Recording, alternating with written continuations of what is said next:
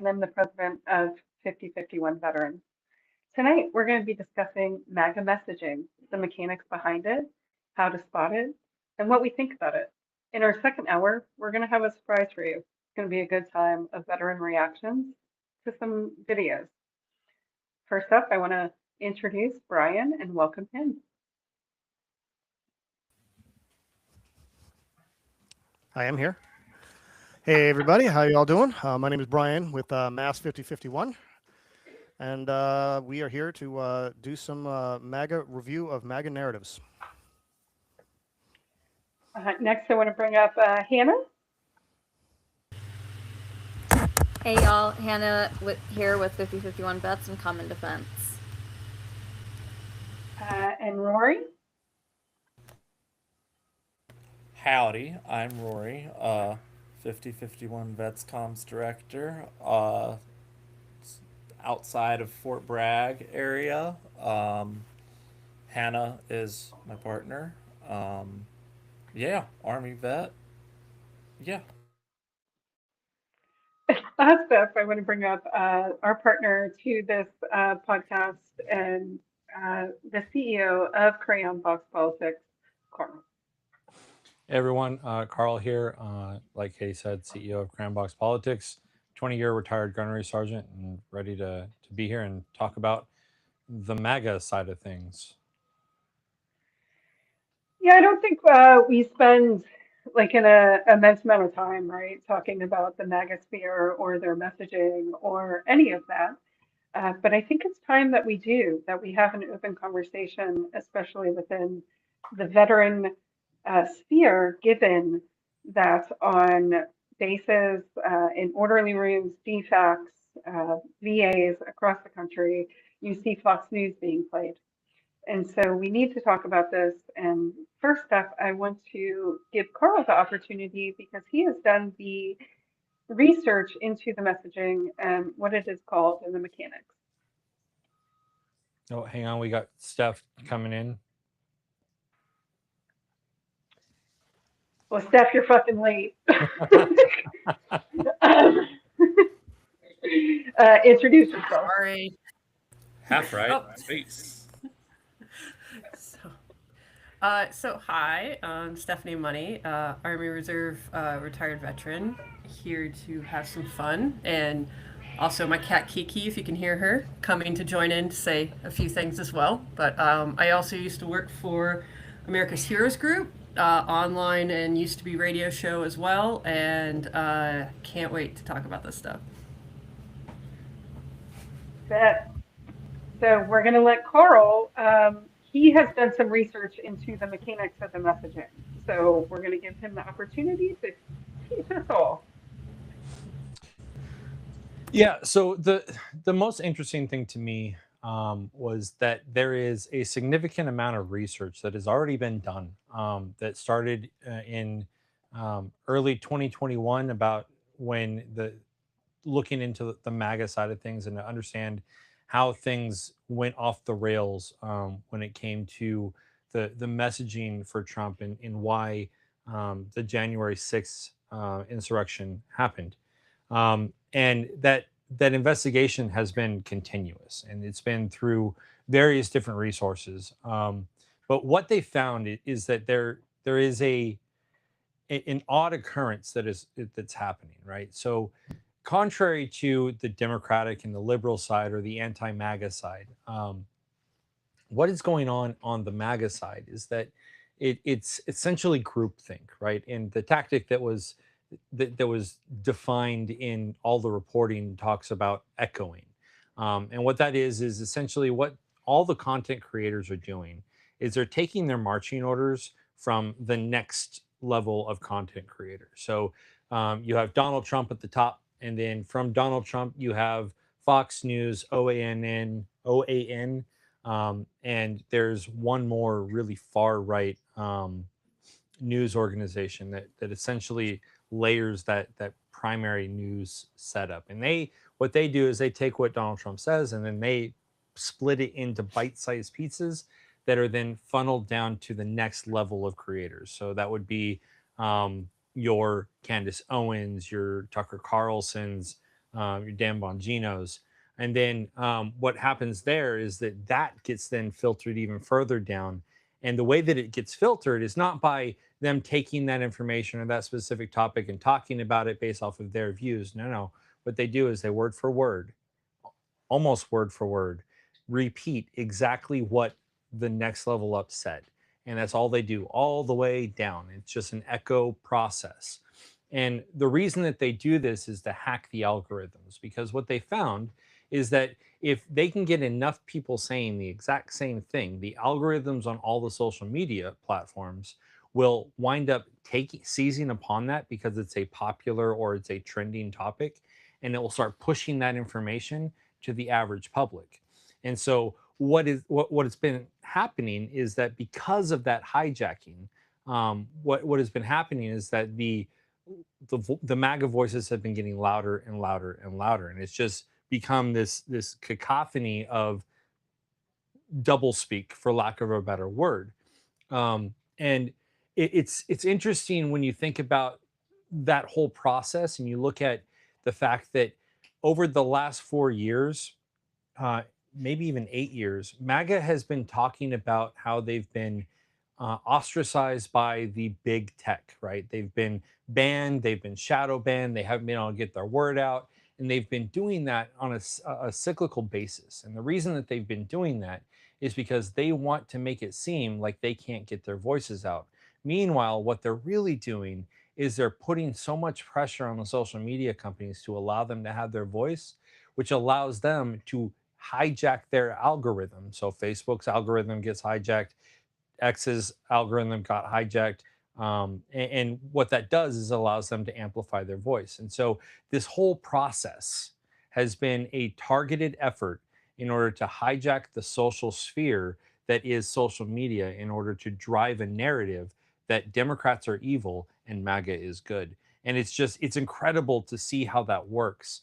And it's incredible to understand that when you have such a cultish following, such a fanatic following, how easy it is to utilize the tools that are the algorithms in social media to make their voices heard over the voices of the more sane, I want to say sane, more level-headed individuals who are trying to talk about the different issues, which is again why the Democrats can't seem to get on target, because every single influencer, every single part of the Democratic or the liberal or the leftist grouping, um, they all have different viewpoints, because the Democratic tent is a big one and it encompasses all those various viewpoints. And so you can't get on that same lane because there is no cult of fanaticism that exists.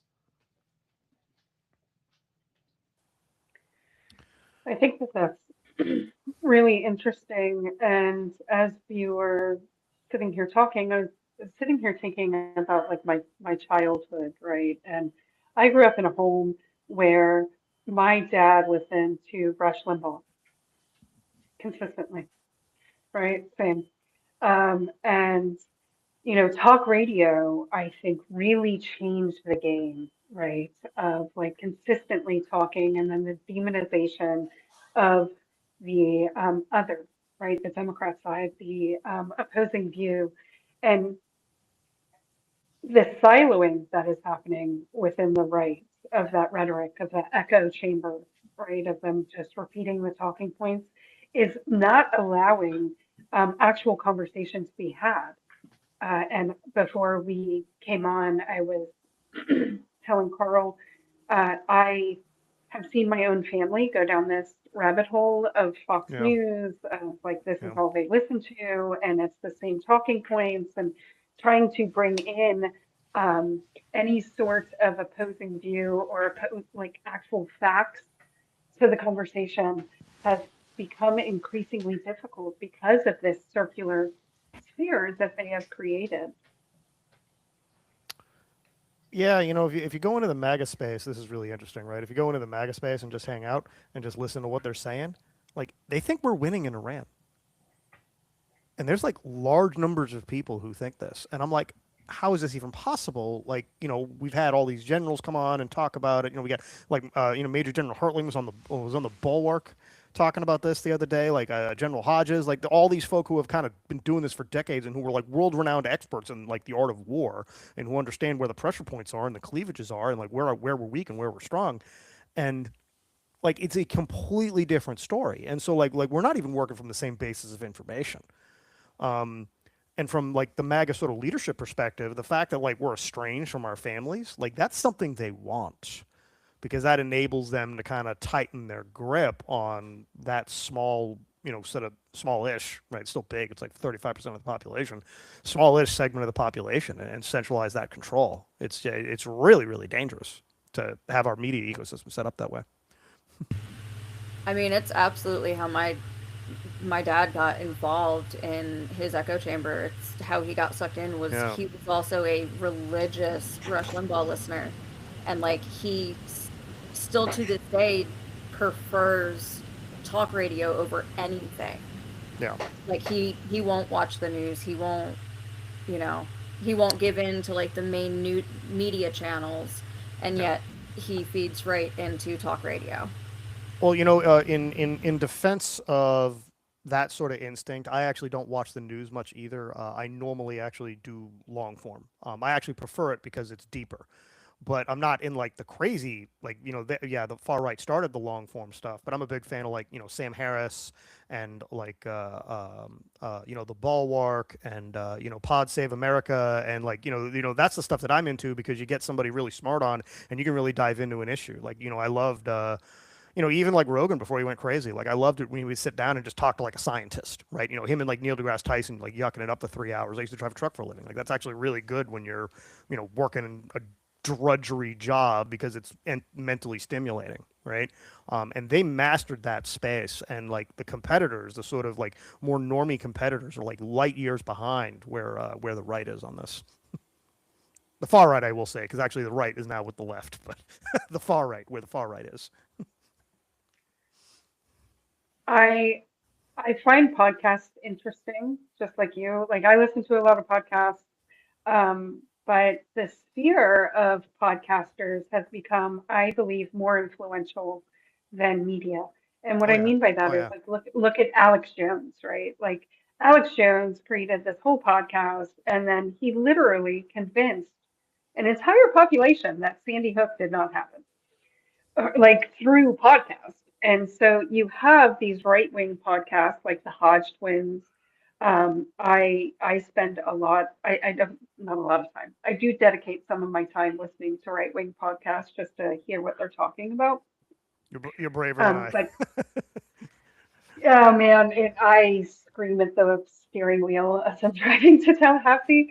But it's the same rhetoric, and I like bringing it back to talk radio, because I really believe that was the shift in this country, right? Is the boomer generation we've talked about, and they started it. Like they didn't start it, but they were like the purveyor of it. Yeah. And Yeah. I listen to talk radio. Like I told my mom that recently, and she thought it was hilarious, and she called me my father's daughter, is because like when I get in my truck, like it's WOKV 104.5. I listen to talk radio on my way to work. And it's whomever is on is who I'm listening to, like whether it's Sean Hannity or whoever. I listen to it just for that rhetoric. But the other day when I was listening to Sean Hannity, he said something so enraging. I thought about calling in, and I have never thought about calling into a radio show, but I was so mad about what he was saying about the Iran war, because I was like, this is not true. Like, it is factually incorrect. You have this large platform, you are lying to people, and that's not the truth. But then I thought back, and that's all they did, right? Is like listening back to when my dad was listening to Rush Limbaugh, and like the rhetoric back then has now just spiraled in to the far right rhetoric, right? Rush Limbaugh was the start of it. Yeah. And He's then a it prototype. spiraled because we allowed it.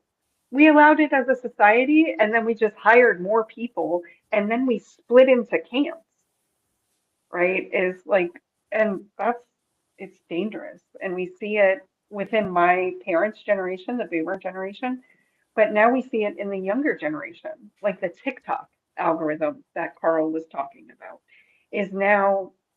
I went to a TPUSA event in Tampa last year as like a counter protester. And my counter protesters were 14-year-old children. Like, y'all, I'm used to like duking it out like verbally with adults about policy. But when I have small children telling me to go fuck myself and they don't care that I'm a veteran and blah, blah, blah, blah, blah, like, I'm like, oh, next generation. Yeah. Cool. And they all, what were they all doing? Live streaming. All of them. Every single one of them. I know for a fact that New Jersey consistently has children out there doing counter protests. Like that is just the culture up there. It is so grandparents, like it would be like my grandparent, my dad, me, and my child. And like it's an entire like it's a family affair in New Jersey. Yeah. Family affair pro sedition.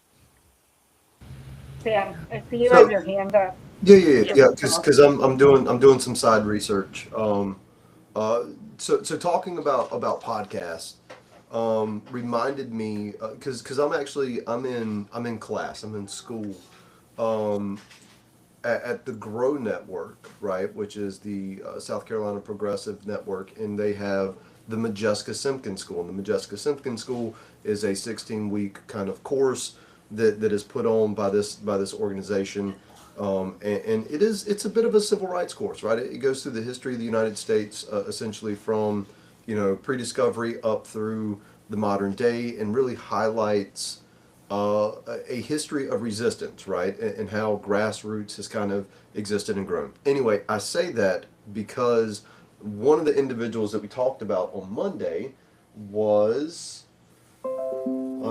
Father Coughlin. Oh And yeah. Yeah. he had a radio broadcast in the 1930s that reached up to 1 in 4 Americans. Talk about some podcast reach. So the idea of a charismatic personality sitting in front of a microphone preaching to millions of Americans is not actually as new as we think it would be. I mean, it is. I think we have to look at this as a status of the human condition, right? It's Yeah, just but I something that we seek out. But it shifts its forms. I think it can definitely shift in its power because, with a podcast, you have the ability to not just have the audio, but to be able to kind of influence with, some of these visual aspects and really kind of better entrance the reader or the listener. But I think overall, no, I wouldn't just treat this as a new phenomenon and an ability to um, influence millions of people. I think there's a level of there's almost like I try to think about this like almost like markets, right? I think what you have is in Father Coughlin's time, the way he got access was because he just knew the right people and was able to get broadcast out, and then whatever, because there's only so many stations, and he just was the guy that was really popular at that time and managed to make that happen. Like now, it's a lot more competitive, it's a lot fiercer, and so what you have is this kind of race to the bottom where like the most obnoxious and annoying people are the ones who actually get out there. And this is actually starting to happen on the left, and this is something, it is both good and bad. So, for example, I'm a big fan of Destiny. Destiny is a gaming streamer, has like ADHD, and like he's kind of like a super brainy nerdy type. He was like a StarCraft gamer, like super like one of the top tiers, right? And he started just kind of like talking about politics while he was doing a Twitch stream. And then it turns out he developed a taste for it, and he started really getting into it. And now he does like debates, and he'll debate like Dinesh D'Souza and like all these other MAGA chuds and just crush them, right? Because he's actually really good at this. But it's the same type of thing where like, but he goes at it with like he's not approaching this from the perspective of like I'm going to tell people the facts and then they'll follow the facts. It's like no. What he's doing is he's trying to trap people, and then he mocks them ruthlessly and he takes a shit on them. right? And he's really, really aggressive and pugnacious. And he's starting to get some traction as a result, and he's starting to get some attention. He's done some CNN interviews. Like he's starting to get out there. He's and also like our friend Rob, like Robbie Roadsteamer. No, he's doing kind of like jokey stuff and comedy stuff, but it's the same type of thing, where like he's doing things that you don't expect, so it's kind of surprising, and so as a result, it makes people laugh and makes people lighten up a little bit, and then he attracts a following, and now he has an audience, and he can build that audience, and so you're starting to see this happen now on the opposition, which I think is good. But it also means that there's a vector here for like a blue MAGA type, right? Like somebody who is kind of rancid and manipulative to kind of use that on the opposite direction, and then we're in real fucking trouble. So that's something I'm looking out for. Like when are the tankies going to come out and build their podcast empire, right? I think you need to explain what the tankies are. Oh yeah. Sorry, that's inside baseball. It's basically like a militant authoritarian communist, right? And they do exist. There's not a lot of them. So like Revolutionary Revcom, we call them, is a group that's like this. And for the most part, I think most organizers just kind of ignore them because they don't want to deal with them, basically. But they are out there, and they're at the events now, and they even do some rallies. They did a DC rally a couple months ago, so they are doing things. But why tankies in particular? I don't know why. I don't know why it's called tanky. It's just a phrase I heard, and it's just I like it, so I use it. So Tiananmen Square. Oh, okay. There you go. Thank you for the historical context.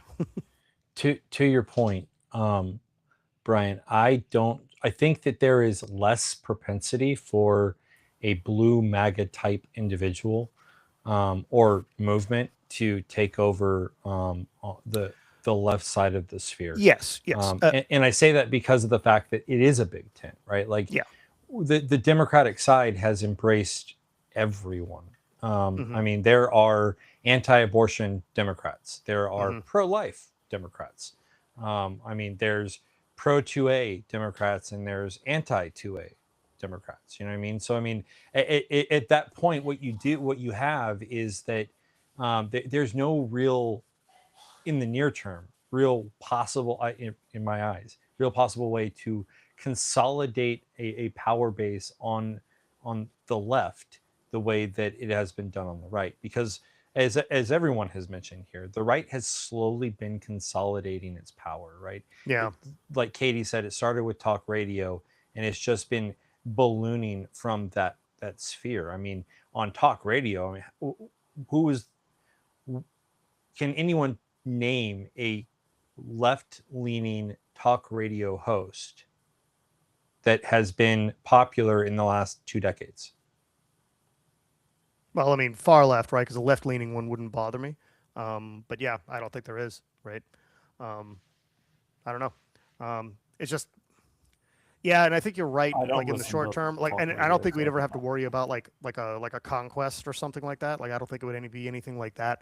But it is something I think about because I'm approaching this from the perspective of incentives. Like, all the incentives are there. People are fucking furious, right? I mean, we're all angry, right? And that is perfect grist for a nefarious character. And let's set aside even just policy. A snake oil guy, right? Somebody who's just selling people stuff because they want to sell detergent or whatever, right, and make a bunch of money, and they don't believe what they're saying, but they're actually just evil, batshit crazy guys who are just putting shit out there so they can get clicks, right? Like the clickbait incentive is just so strong, so there's a lot of things to worry about, and that's just something I think about. That's all. So I do want to kind of potentially agree with Brian here. Like, was Trump Republican before he started running? Not really. Right? Like, at one point in time, hell, he was with the Reform Party, right?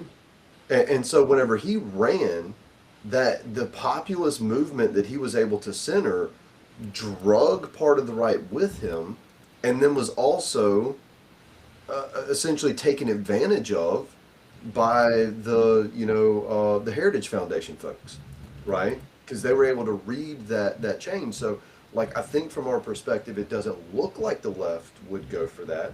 However, if you have somebody that is able to draw upon those same populist sentiments, because there's a lot of youth that look at the things that Donald Trump says and like, man, he's really funny if he didn't suck, right? So like, what happens when you have somebody that is funny and is more like them, right? Like to say that it can't happen, I would, the political science in me says absolutely will not rule out anything, because when situations are created, it changes the situation, and people do weird stuff, right? So I would definitely be vigilant of that, because it would be kind of foolish not to be, right? Right, Like, and that's why I said in some the near danger. term, right? Like that's Right. that's Yeah, that's the sure. whole point, is that I don't think that in the next 10 years there is going to be an opportunity that is presented. Now, can there be can that movement start now and metastasize into something in say 15 years? You bet your ass. And I think that it could. We're definitely ripe for it because of what is going on in the Yeah. political scene right now. Yeah, it also means too that like ethics is something that on our side we got to center. Like we can be pugnacious, we can be angry, we can be loud, we can curse, but like we gotta stick to. We have to hold the high ground here, because there is no center on the right. It's only on the left, and we got to hold this thing up until whatever convulsions they're going through are done. Yeah.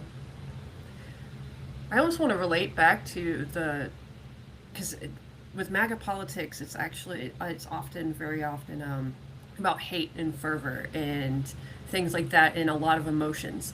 And you can relate it further back to past Rush Limbaugh. So when this pro-segregationists lost all of their lawsuits when they wanted to keep their white Christian schools, and they had to do segregation, they moved their politics to anti-abortion. And because they found that that could be a very bigger push to try to get more following political fervor from those people. And the crazy part is the Christians, the Southern Baptist Convention actually supported Roe v. Wade before they actually changed their ideals, because they realized they could use that. So it kind of relates to me. It goes from one to the other to the other. And it relates all the way back, which is pretty wild.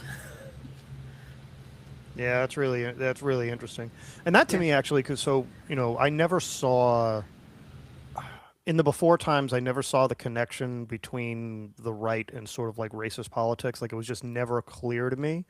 But now that you make that connection, and it's clear to me now. Now I understand how, like, what that vector was and how that actually happened. Like, yeah, like you had the Nixon Southern strategy, but like that, and then you had that, and I see it. I see it now. Yeah, I had to look up the names because I couldn't. It's been a while since I've known the names. So it's Jerry Falwell, Paul Reich. I can't remember how to pronounce his name. Francis Schaeffer, James Dobson, the Bob Jones University was really big in it. You had Huey Long in Louisiana. Yeah. All of that stuff, and it just kind of went on through, and those people went to Rush Limbaugh because they love that fervor politics. Yeah, because it's become just like a reality show, right? Like Fox News was sued, and then they said, "Oh, well, we don't really give the news. We just give our opinions." And it's like that on both sides. So CNN also is a production company, and I don't know about y'all, but like I want to watch the news and see other shit besides politics. Like I want to find out science discoveries, or like other things that are actually happening around the world. And so I watch Al Jazeera. That's the only news source I watch. I use a VPN to watch it because it's blocked in America.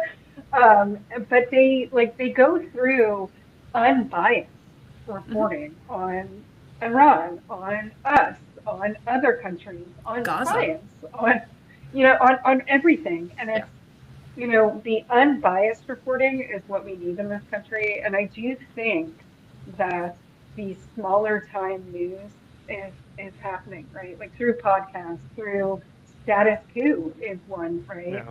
That we watched during the siege in Minneapolis. And, we were all watching it. The guy's a veteran who runs that.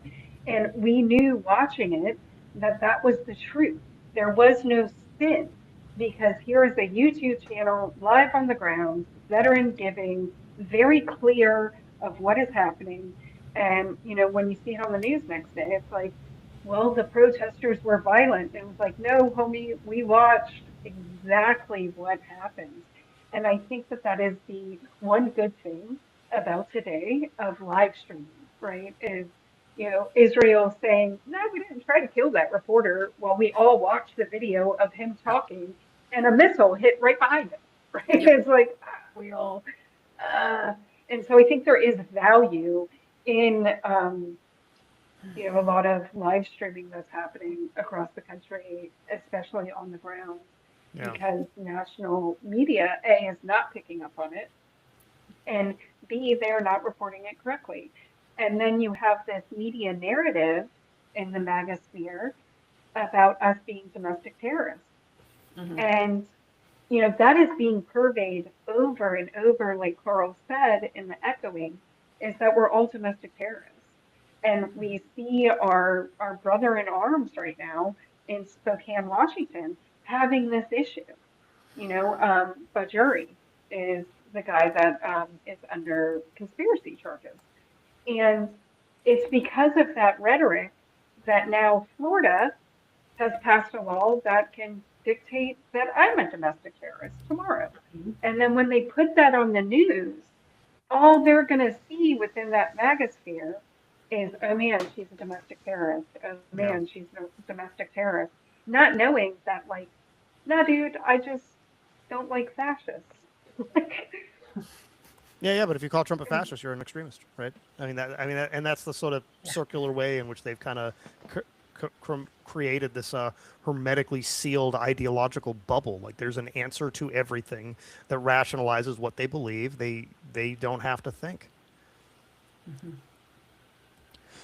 Yeah, But they've and done it so well, right? Yeah, and And Carl said this earlier, like as someone, and we talked about it before we came on, I bought into the narrative, right? I voted for Trump in 2016.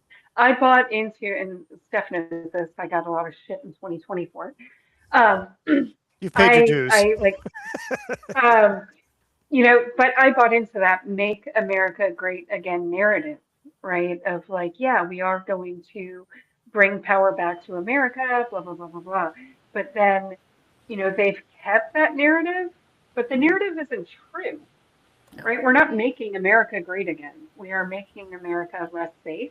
We are making America less stable.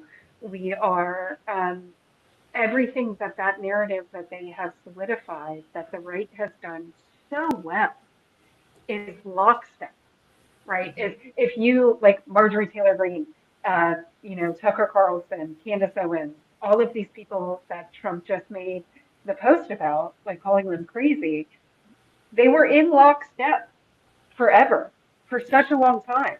But when they finally were like, I don't really agree with that, you saw them just like rip them apart. Because if you don't stay in the line, then the narrative is not going to hold. Yeah. And so it's been an interesting thing to watch, especially I liked Tucker Carlson before he got like super fucking mega weird. And then watching him after I've been listening to his podcast because he has some very interesting people on his podcast right now that wouldn't have been there 3 years Sure. ago. Sure. Yeah. Yeah, I mean, he's got the platform. He's where the audience is. So you know what? Since we're in the confessionals part of this, I will confess something. I was always anti-Trump, but there was a period of time during the first administration when I was super into Jordan Peterson. Now, the reason I liked Peterson is because he actually does get like the philosophy right. It's about 90% right. But then what he'll do is he'll kind of chunk an idea in there that says, oh, that's a little weird, right? And you're not sure what to do with it. I actually went to go see him live in Philadelphia, drove down with a few of my friends. We went to go see him. When I was there, I kind of looked around at the crowd and it was giving me some weird vibes. Like I was like, I don't know if I want to be here. Like these people are a little strange, right? And then he came on the stage and he did his shtick, right? And then he said, well, now we have a special guest, Candace Owens. And like, I always thought she was a hack, right? I had no interest in her. And I'm like, what? I thought you were an intellectual, right? Now, I'm a sophisticated consumer of media, and he got to me. It took me a while to figure it out, right? And now, of course, I hear people around me, now some of them my friends, who were like wicked into Peterson still. And I'm like, dude, that guy's a hack. And then I started doing research. Oh, he went to go hang out with Viktor Orban. And what he's talking about is actually not this sort of like sophisticated sort of critique of modern society. It's actually just, it's a Manchurian candidate ideology for this kind of Orbanism style autocracy. I was like, what in the actual hell? Right. And so I became the very thing that I was complaining about in 2016. Once I saw behind the curtain and saw what these people were really up to, right? It got a lot of people, and it's still fooling people, right? So I don't know what that's an argument for, whether we have to be angry or give more grace. I don't know what the answer is, but like, it's a sophisticated operation, right? Well, they've done that well, right? Yeah. And you spoke to that with Jordan Peterson, Mhm. is that they always bring in people that have a PhD, or, look at the anti-vax movements. Like they're Yeah. like, oh, but we're doctors, we're MDs, and we're anti-vax. And it's like, Yeah. yeah, but you're an idiot, Yeah, but right? it's not even It's the credentials with Peterson. Like in Peterson specifically, I want to call him out for this because, he's a world-renowned scholar in, he's a clinical psychologist, but he's a world-renowned scholar in like clinical depression and alcoholism and like all these different things. These treatments that he's created that have actually worked to help people. Like he knows his stuff when it comes to the intellectual side and the philosophical side and all of that. And he's charismatic and he knows how to speak and he's eloquent. And I didn't see it until I was listening to him for a couple of years, and then it took seeing him standing next to a crank like Candace Owens for me to realize that like he was part of a club and that there was something that they were doing, right? But that's And my point, is that the magosphere uses people like that yeah, have validity, that have credentials, that have all of these backings behind them. And then you find out way down the line, like you did, like, oh hmm man, he's fucking a hack, man. That's wild. And yeah, you see it on Fox News, and I saw the meme recently, and I thought it was like so spot on. Is the guy that's talking about like Iranian missiles is the same guy that got arrested and spent time in prison I during saw that. Iran Contra, right? And it's like, oh, okay, we just like, yeah, he's an expert because he went to prison for it, but we're not going to tell anybody that that's the guy. We're just going Right. to make him the weapons expert, right? Is that's what they do extremely well, is they use people's credentials to give them validity, and they don't really have the validity, like they say, like Janine Pirro is one of them. Like she was on there. Like yeah, she's a judge, but she's fucking crazy, right? Like who cares that she's a judge? She's way out there. And Jordan Peterson, like I did listen to him for a while, but I picked up on the rhetoric, and I was like, oh man, this is like not far right. He didn't. It wasn't outright. It was like these small hints of like he is in this sphere over here with like Joe Rogan, with Theo Yeah. Vaughn, Yeah. As alt-right with all of pipeline. these, Like he's one of the normalizers, right? yeah, these humans. And it's like, oh, that's weird. Sam, I know you've been trying to talk, sorry. No. You're good. I'm just waiting. It's all good. No. So again, this kind of goes back to um, purposeful manipulation. In a kind of a conversation that I was trying to throw out into the chat earlier, and I know there's some people that have their critiques of Ryan Macbeth. Essentially a YouTuber that does a lot of analysis on various aspects of military life and conflict.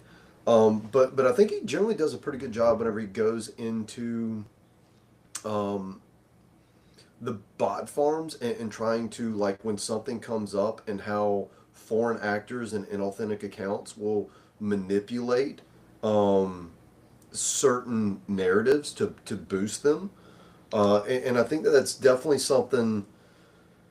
Like I said, I contacted him and we had a brief, I don't know, 15, 20-minute conversation back in like 2024 when the Trump election campaign was ongoing. Because Like, I am very much concerned with, I mean, essentially what this comes down to is media literacy, right? Brian, you had pointed out that you're a very sophisticated consumer of media, and it took you visually seeing this guy on stage with somebody that you could identify as not good content to be like, you know, for those red flags to come up. And I think that that's the problem is many Americans are not trained for the informational cultural warfare that they're being subjected to, and I think it's worth calling it that, right? Like, power in America is derived from the people. Why would you fight the American government when you can just fight and win against the people that don't know that you're fighting them? You know, so like when I deal with 5051 SC, you know, one of the things that we looked at, we wanted to deal with education, we wanted to deal with election reform, we wanted to deal with media literacy, right? Build community, all these other things. And it's all because this ties together. If MAGA had better media literacy, would we be in as bad of a situation as we are now? Cognitive dissonance, failures with media literacy, right? Not being able to see propaganda techniques and call them out. Like, I really think that those are important things to drive home and pinpoint, because once you get that crack to form, I think you can really drive that wedge. But you just have to you have to wait for the right moment, right? So let's call this prepping the battle space. We need to prep the battle space by providing the information that this is the tactics of manipulation. Here's what you look for. Here's the warning signs, right? And I think Ryan Macbeth does a great job whenever he says, if you're consuming media and it wants you to feel something, that's generally a red flag. If it is trying to get me to feel an emotion, that's a red flag for me. And I generally shut out most people. I don't engage with media that does that, right? Because that's not what I'm there for. I'm not there to feel an emotion. I'm there to understand and kind of get into stuff. So, you know, if we kind of prep that battle space in that regard of here's the manipulation tactics, here's how you can see it, we have to just kind of sow the seeds that once the ground becomes fertile, it grows, and that seed helps that person like identify that they're being manipulated and can break from it. I mean, that's the only thing, again, as a teacher, that's what I did for 8 years. I didn't get to seize the success immediately. I just had to hope to God that like maybe at some point it'll catch on, you know? And honestly, that's kind of what we got to do here. We got to fight now, but we also need to set the seeds to make it less of a fight later, hopefully.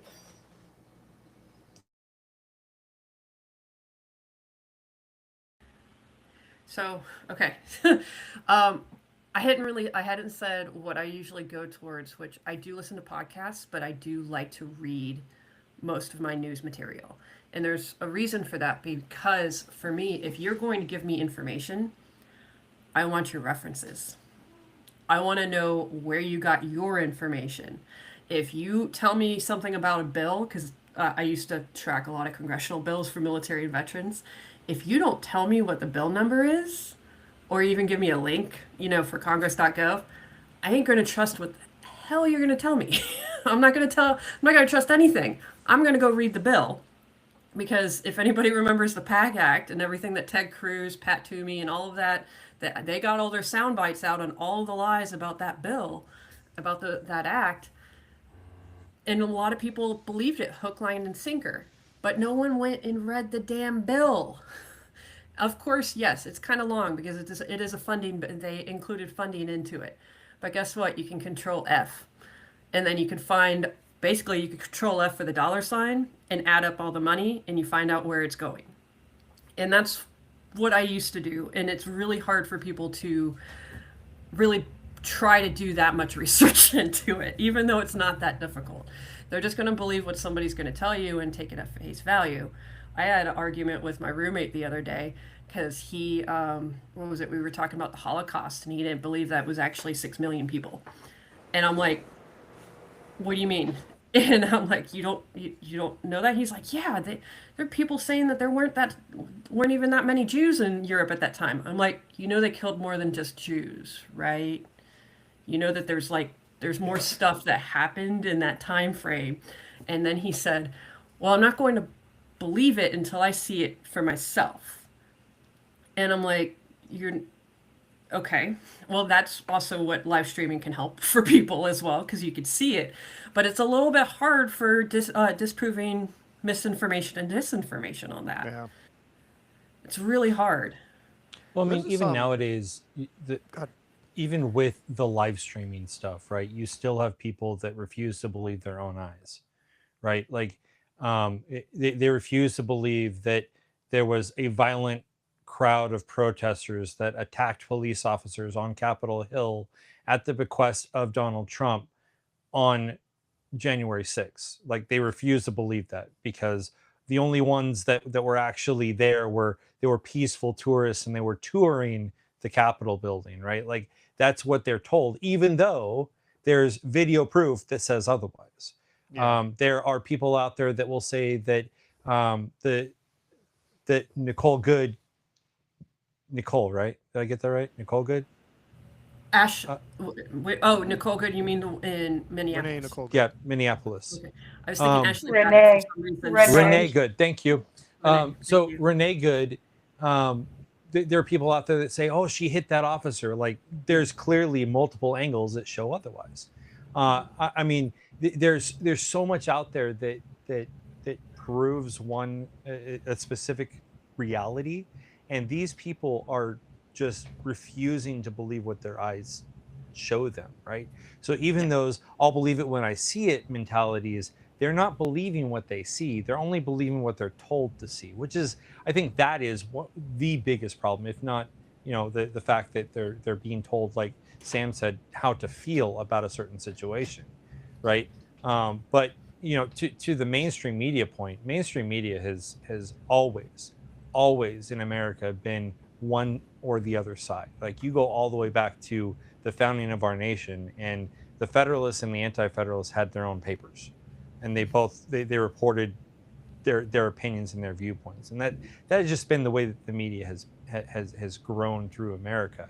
But there's always been, or there has historically been, an effort in like the 60s and 70s to report the news in an unbiased manner. And then what happened is that these media companies started getting into activism, and they started wanting to do the activist role. They wanted to make people believe a certain thing, which hurt their credibility because people started to see through it, and made it harder for them to report on things like global warming, which is, in fact, something that is really occurring, or to report on the true medical situation that transgender people have to live with on a day-to-day basis. Like, all of that is not believed. And so what you wind up having is these people that see this and think fake news, and then they go to the social media side of things, and they find someone that says the exact same thing that they believe in, and then they take that and they regurgitate it word for word, and it just keeps going and going and going. And Republicans, MAGA especially, has really taken the ability to use that tool and run with it.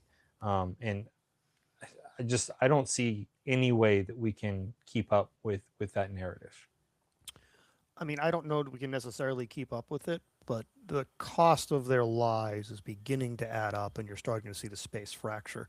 So very early in the pod, Carl, when you were giving us the rundown and kind of the theory of the case, you were talking about how, well, they have this broadcast structure, comes from the top, goes down to the bottom, and they all kind of repeat and echo. That's starting to break apart.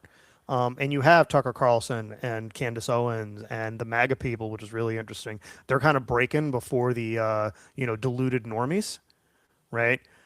Because they actually have a philosophy, and they're seeing that philosophy now being attacked by the president. And so now that is starting to break, that system that they've created. And it was all just basically just, and it was really just like these were relationships of like network and money, right? So like, how do you keep people in the tent? How do you get people to broadcast the message? They don't have a secret meeting where they all talk about what the message of the day is.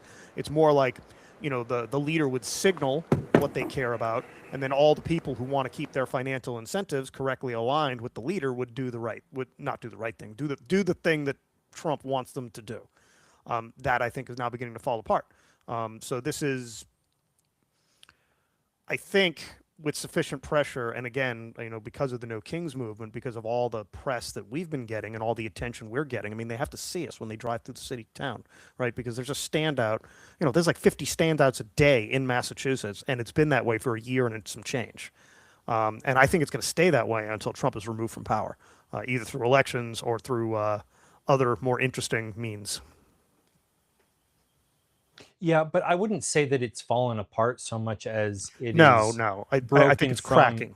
I think it's cracking. Right. It's well, I would even say that it's broken from the Trump regime, right? Like, I would say that the MAGA structure still exists. I don't think that structure has not cracked. What they are lacking right now is someone at the top to give them the specific narrative to feed down.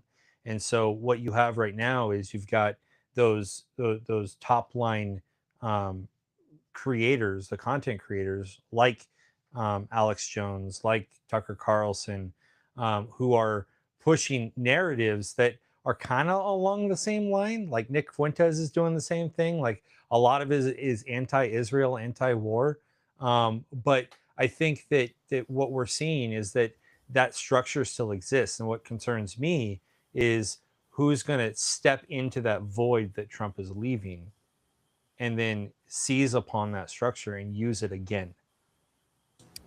I mean, I think that fight is starting to happen now because these people see the writing on the wall and someone's going to try and fight to inherit it.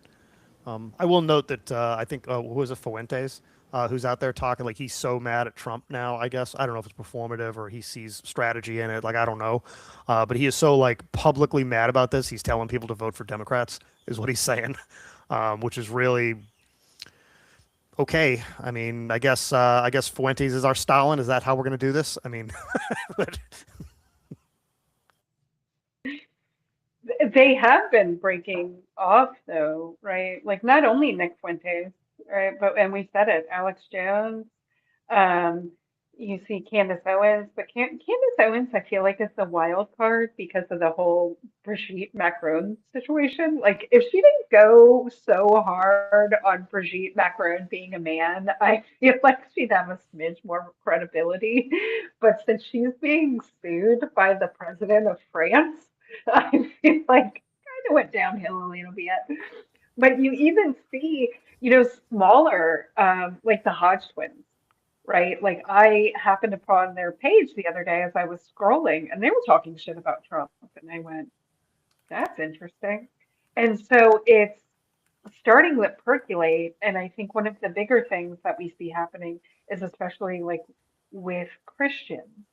I have a lot of MAGA friends on my Facebook still, and the amount of posts that I have seen from like die-hard MAGA since Trump depicting himself as Christ has been interesting, right? And I have gotten into the comment section not to argue with people, but to read, and it's this mental gymnastics within even MAGA, specifically on that issue of like Christians arguing with Christians of like, how can you justify this at this point?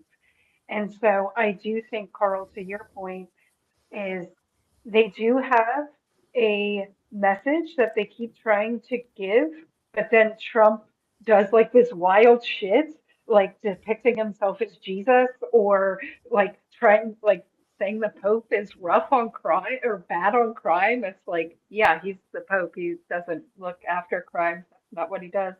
And you have people trying to create this narrative, and then you have like 40 Truth Social posts that everybody's like, yeah, Pope Francis wants Iran to have a nuclear weapon. Yeah, that's really what's going on here. Here's the Pope being tough on crime.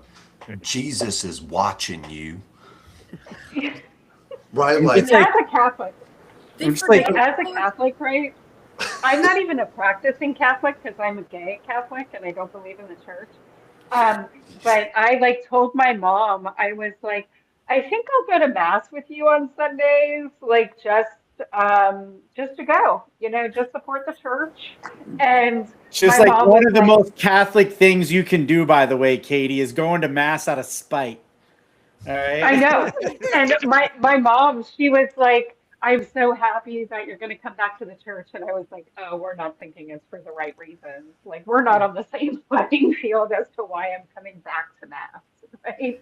I'm coming back out of spite. I'm not coming back because I actually believe in the church. So, Can I just say that the fact that I've heard so many people from the Trump camp tell the Pope to stay in his lane and deal with matters of religion and not politics has a fundamental irony for the amount of religion these people inject into politics. Like Yes. here in the state of South Carolina, we're battling yet another total abortion bill, and you have these pious individuals sitting on the back, sitting directly behind the speakers, snickering at people that are providing testimony, and they want to give women the death penalty for abortions. But they're telling the Pope to say, pump the brakes when it comes to just wholesale killing people, right? Like, again, cognitive dissonance. I don't know what you call it. It is insane and comical, and I want off of this timeline, please. Well, it doesn't relate because you know how I was just going into how they, canceled USAID and how they got that killed because of Doge and everything. You know how anti-pro-life that is? Because there are thousands of people that died because of USAID being millions. Like, yes. It's a huge number of people, and it huge. decays our soft power, and now they're getting crap from the Chinese, and so anytime, we want to do a drug deal in, somewhere in Africa or somewhere in South America, they're going to go to the Chinese because they're more reliable, right? And we spend more money in Iran than we have with USAID. Yeah. Yeah, and it was a Republican program. It was started. I think it was HW who started it, right? Reagan? No. I think it was Kennedy started it, but then it became crystallized as a program under a Republican president. It was either Reagan or HW. Probably different names, though. Yeah. Kennedy different names started going in with that. Yeah. Kennedy started it because he recognized the need for soft power on the international stage. Yeah. Because he understood that wandering around the world with a military and hitting people on the head just because we can was not the right attitude to have as a superpower. And he created USAID to establish a soft power that still allowed us to maintain control of the international hegemony, but at the same time prevented us from wasting millions of dollars in U.S. personnel lives fighting wars that we didn't necessarily need to fight. Yeah. So frustrating. Well, moving on to a new thing. I'd actually like to get a comment from Logan because he is our social media guy and he's got some experience in this space about like how the right wing, games the algorithm, and if there's an ethical way that we can do it for team good. Yeah, I mean, like, look, as far as ethical goes, like, I'm not even going to touch it, like, the concept of that, just because of who owns the platforms. Like, I think it's kind of null and void at this point in the game. So there's a few things, right? When we think of, like, the way social media proliferates, well, right-wing social media proliferates throughout the ecosystem, and then how, we, punch above our weight, right? I mean, one of the kind of anecdotal things that I keep throwing out, which is actually really interesting to think about, we're an org that's just like maybe a year old now, right? Like we're just over a year now. And we're sitting at these tables with like legacy orgs, and these tables have existed for 10 plus years, right? So like you have, big, established, amazing organizations out there, ACLU, Indivisible, Move On, all the unions, AFL-CIO, SEIU, and we're at those tables, right?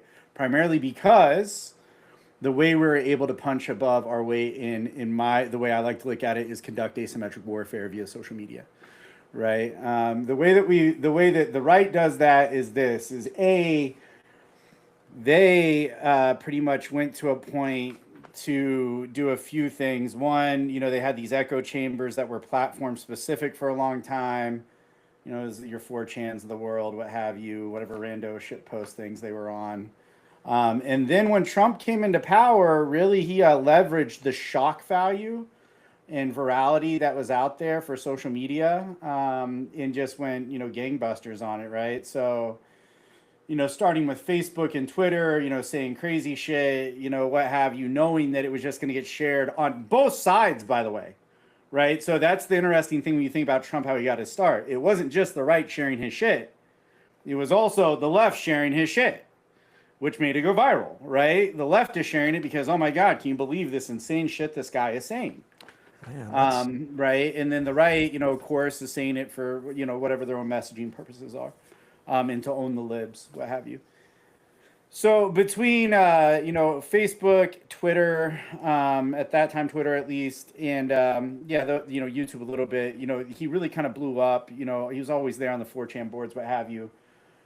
The influencers there in the manosphere that was very tangential to Trump also played a significant role in that, right? So if you remember at one point in time, Joe Rogan was actually fairly left, and then he evolved into being more right.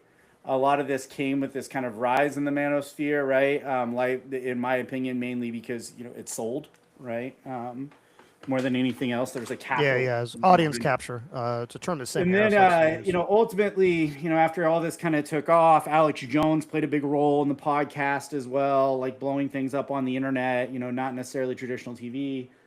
All this took off. What ended up happening is you kind of had this weird ass right wing ecosystem, right? And then once the tech billionaires saw that this was a real kind of movement that they could also leverage and they could exercise their own influence over, to try to get themselves, more enriched, they hopped on, right? You have to remember, there was a point in time when a lot of these tech companies were trying to act like they had a backbone or some moral compass, saying like, fuck you, Donald Trump was banned from Facebook for a while, right?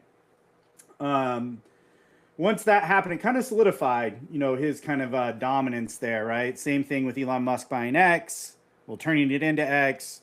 Truth Social is a fucking joke. I don't even know if they've turned a profit, but I mean, it is used to, message whatever the fuck he wants to message. But yeah, getting to us, what's really interesting is look, there's a lot of, I'm going to speak about 5051 briefly, and then I'm going to speak about more the left in general. So when it comes to 5051, you got to realize like the unique place that we sit, right? This is a mishmash, wild fucking org of traditional activists, organizers in the street, been a part of it for a long time, deep roots in different localities, and then a grip of tech kids, right? Like, a bunch of us come from tech, right? I myself come from tech. I'm not going to speak for anybody else here, but, yeah, suffice to say, there's a few of us, and a lot of us understand the way that this works, right? Like, we understand the way the algos work. It's something we study. We look at data regularly for our jobs. We analyze market trends, right? Like, we know what that looks like, right? And so in order to do that, what we ended up doing was taking those same principles from, messaging and then also product management, frankly, and agile methodologies, and applying that to messaging, man. And so whether that's with, okay, we need to get a collab bank going. That means getting a bunch of collaborators together to make basically a viral bomb pop off, right? Of like, hey guys, I'm sharing this out. I need collaborators on the post itself, and I'm going to share it to these different chats to then say, I need everybody to reshare this, right? That's how we make things pop off, right? Knowing when we're getting suppressed is part of it, and then also making sure that it's going to, have some just basic things like, look, is it topical? Is it said by someone that is entertaining? I won't even say authoritative, just entertaining. Are we hitting different audiences, right? And that is by who shares it. So like, look at me, I'm a middle-aged white dude with a fucking beard. I'm going to hit one audience versus, our younger influencers like on TikTok are completely fucking different audience. Like I'm going to speak about, Ricky the Gay Liberal, right? Phenomenal fucking influencer out of Texas. Dude has brass balls of steel, in my opinion, right? For being where he's at and the shit he says. That's a completely different demographic, right? And then these demographics started joining together and melding. And then before you know it, things popped off. You got to think when Midas, and I'm going to talk about Midas just briefly and then I'll shut up. When Midas came on the scene, it was around the time Trump started, right? They are a new podcast. They quickly shot up to be the #1 podcast in their account now. I haven't looked in a while, but just assume it has a couple million on Insta, that follow it, right? Without me even looking, that's what they have. I guarantee it, right? Fact check me, whoever. You know, what that tells me is, A, you know, they use those same skills, but they spoke to something that was topical and need to be said, and there wasn't an outlet that was doing it. You know, we, you know, essentially saw what the oppressors were doing, the people that own the platforms, what they were doing, and we said, you know what, we're going to use your own fucking tools against you, and we're going to punch above our weight. And that's exactly what we did. There's all these informal networks that exist throughout various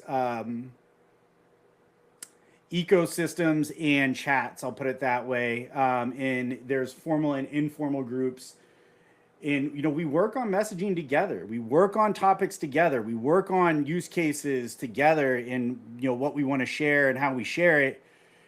And, you know, with that being said, when I think of people like Midas, like part of the way they were able to blow up is they leveraged that really well, right? Their messaging was really good, and we helped, you know, people shared out the shit from that ecosystem. And they've been really good, you know, to everyone else, right? Like sharing their own shit. You know, they shared our stuff before. You know, they're phenomenal people. And that's kind of like what we've seen is, you know, the community banding together and, you know, making those viral bombs, whether it's around topics, use case, or the left in general. You know, or anti-Trump. I won't even say the left anymore. That's a bad habit I got to break. Anti-Trump. I know what it means. It's fine. Yeah. So Sorry. one comment I want to make on this. So you talked. Can't hear you, homie. Hello? Is it just me? All right. I can hear you. It's okay. Yeah. So what I was going to say on that, and I'll talk later with Logan. But he mentioned this idea of making stuff go. The right made stuff go viral on the left. The question I want to answer is what kind of content can we create that will go viral on the right? Because that's how you do offense. That's how they built this thing in the first place, and that might be the key to breaking this machine. Just an initial thought. I could be wrong, but that's where my mind went. I mean, that's part of the reason that, again, I'm doing what I'm doing is because I'm now in that sphere, right? And so like that, again, hopefully that can, once it catches on, right, generate enough traction that we can, again, fill that gap, fill that void, and go into that space.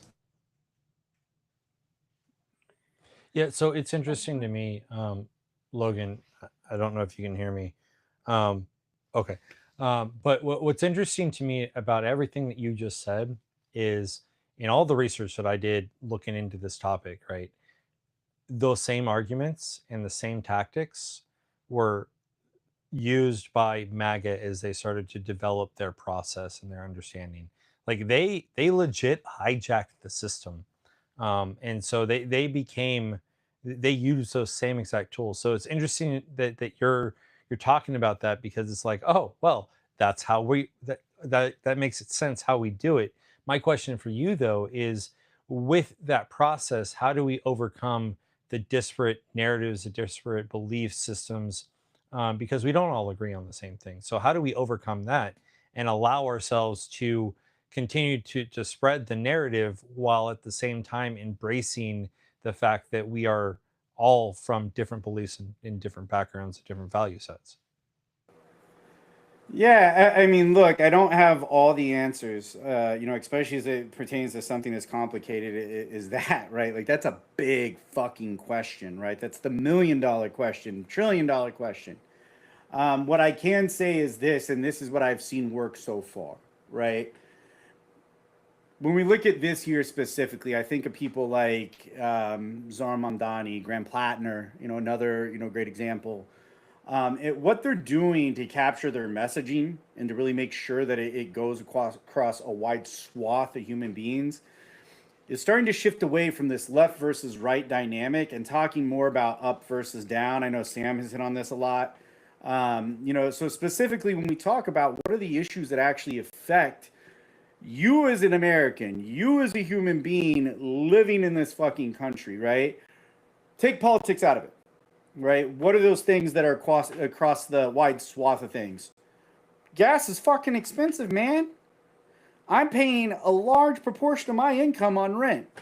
I'm paying, you know, double what I normally would pay on fucking groceries, right? These are things that most people that aren't billionaires can deal with, and then we draw that line that a billionaire themselves doesn't have to deal with this shit, right?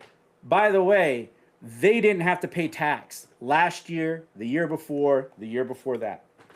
Why the fuck is my effective tax rate by an order of magnitude higher than Jeff Bezos? Makes no sense. Amazon not paying taxes. Tesla not paying taxes. Right? That's a big fucking problem. When we see somebody that almost has $1 trillion being Elon Musk in his own personal wealth, right? And then I'm told, no, it's the immigrant that's coming over the border that's simultaneously taking jobs, but also taking the benefits, right? You know, the lazy immigrant that's working 3 fucking jobs, right? That's the problem. Yeah. Right. It's not, you know, it's not this person that's essentially just not paying taxes and getting rich off the backs of, you know, his workers and the United States taxpayer. Right. Those are the messages you hit. Right. You know, those are the lines you draw. Right. You talk about kitchen table politics. You know, that's, to me, that's how you win it. And then getting back to just like, and I'll end with this, getting back to this concept of we need to return to a baseline where we have substantive arguments again. And these arguments aren't about insane shit, right? Like, I shouldn't be having a conversation here with you guys about the president of the United States posting a picture of him as Jesus, right? Like, that's fucking bonkers as a sentence to say, right? The way we get out of that, we can, you know, debate it. But, you know, there's some common things most Americans agree with. And I know that, you know, we vary here, but, you know, like, look, get money out of fucking politics. Right, or at least put some laws or guide rails. You know, for me, that's a big one, right? You know, pay teachers probably a little bit more money. I think that'd fucking help. Term limits also help. You know, basically, we got to get back to a system in which we can almost have, you know, these substantive arguments again that are about policy. Like, so Brian and I and Carl and I can go back and forth and box on budgets, right? We can talk about where funds are going in taxes. Right, you know, substantive things, not crazy shit. Yeah, sorry. Yeah, no, you're preaching to the choir. We're all substance people here. So what stuck out to me, and your speech kind of reminded me about the IRS hearing that happened in the Doge subcommittee today. And what stuck out to me was a discussion about how Disney had a negative tax rate last year. They paid negative taxes. Well, I mean, what that tells me is that we paid them to do their job to make money. Like, not only did we pay them to do their job, we paid them so that they could act as a microphone for the administration or suppress free speech. You know, now it doesn't make me feel as bad. Well, I never felt bad in the first fucking place. Now it makes me even prouder that we crashed their fucking website by making sure the We Ain't Buying It campaign was so fucking successful and losing them $10 billion in fucking assets in the course of a month. So bad they had to fire the fucking CEO and get Bob Iger back out of retirement.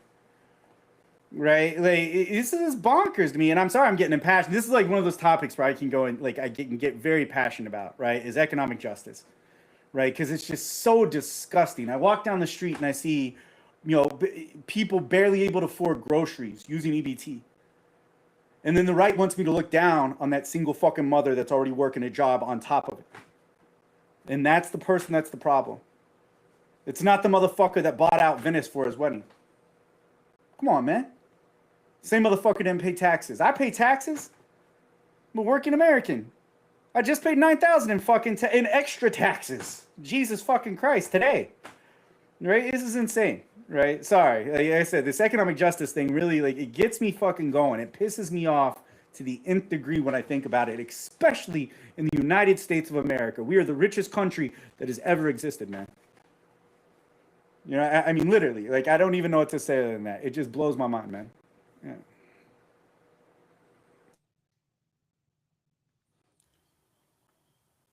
I agree on the economic justice.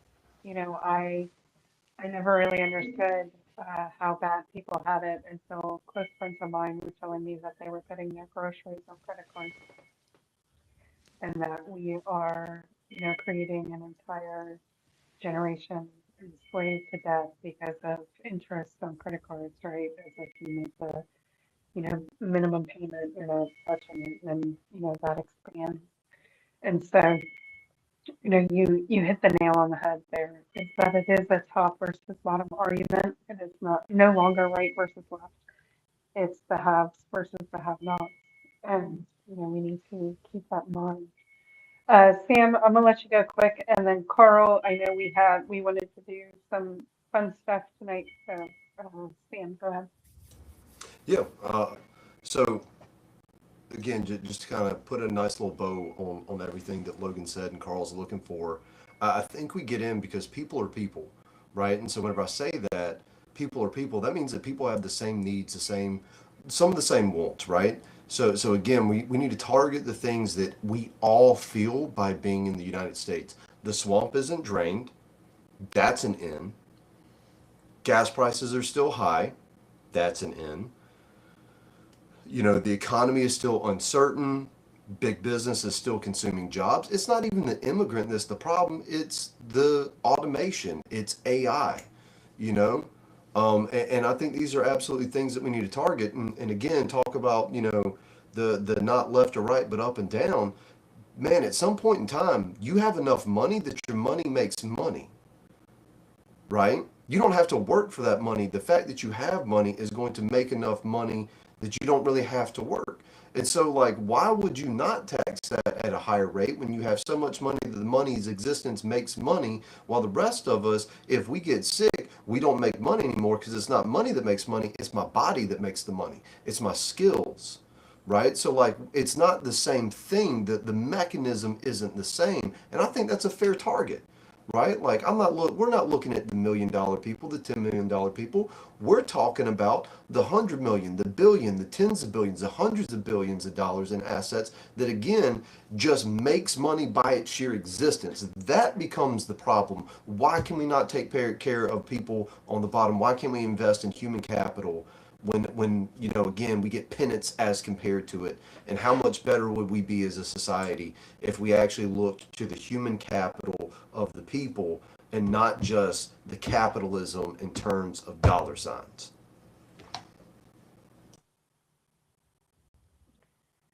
I think that is a good way to close out.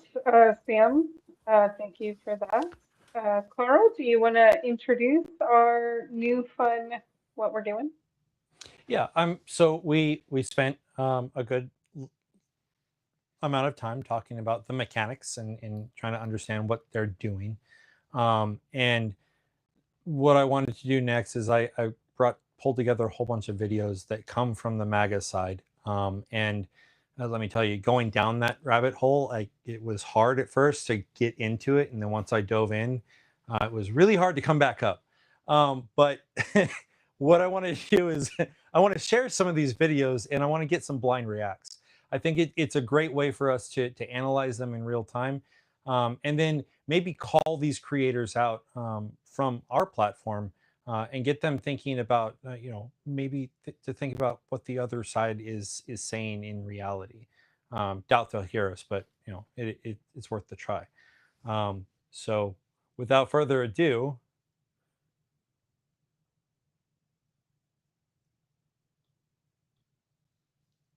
for this election, we voted for Kennedy. What about you? Tom and I voted for Nixon. Well, that's just wonderful. Also, I love what you've done with your hair. Thank you. I love your dress. Where did you get it? I literally hate Trump. I can't stand him. I could not be friends with anyone who voted for that rapist. You couldn't be friends with anyone who voted for Trump? Hell no, I couldn't. They're misogynist, they're racist, they're homophobic, transphobic, queerphobic, all the phobias, really. I mean, you don't think I'm racist or phobic, do you? No, of course not. You didn't vote for Trump. But I did. I can't be friends with you anymore. But I can be friends with you. Why does it matter? I can be friends with you. I'm not going to ostracize you because you voted differently than me. I don't even know who you are.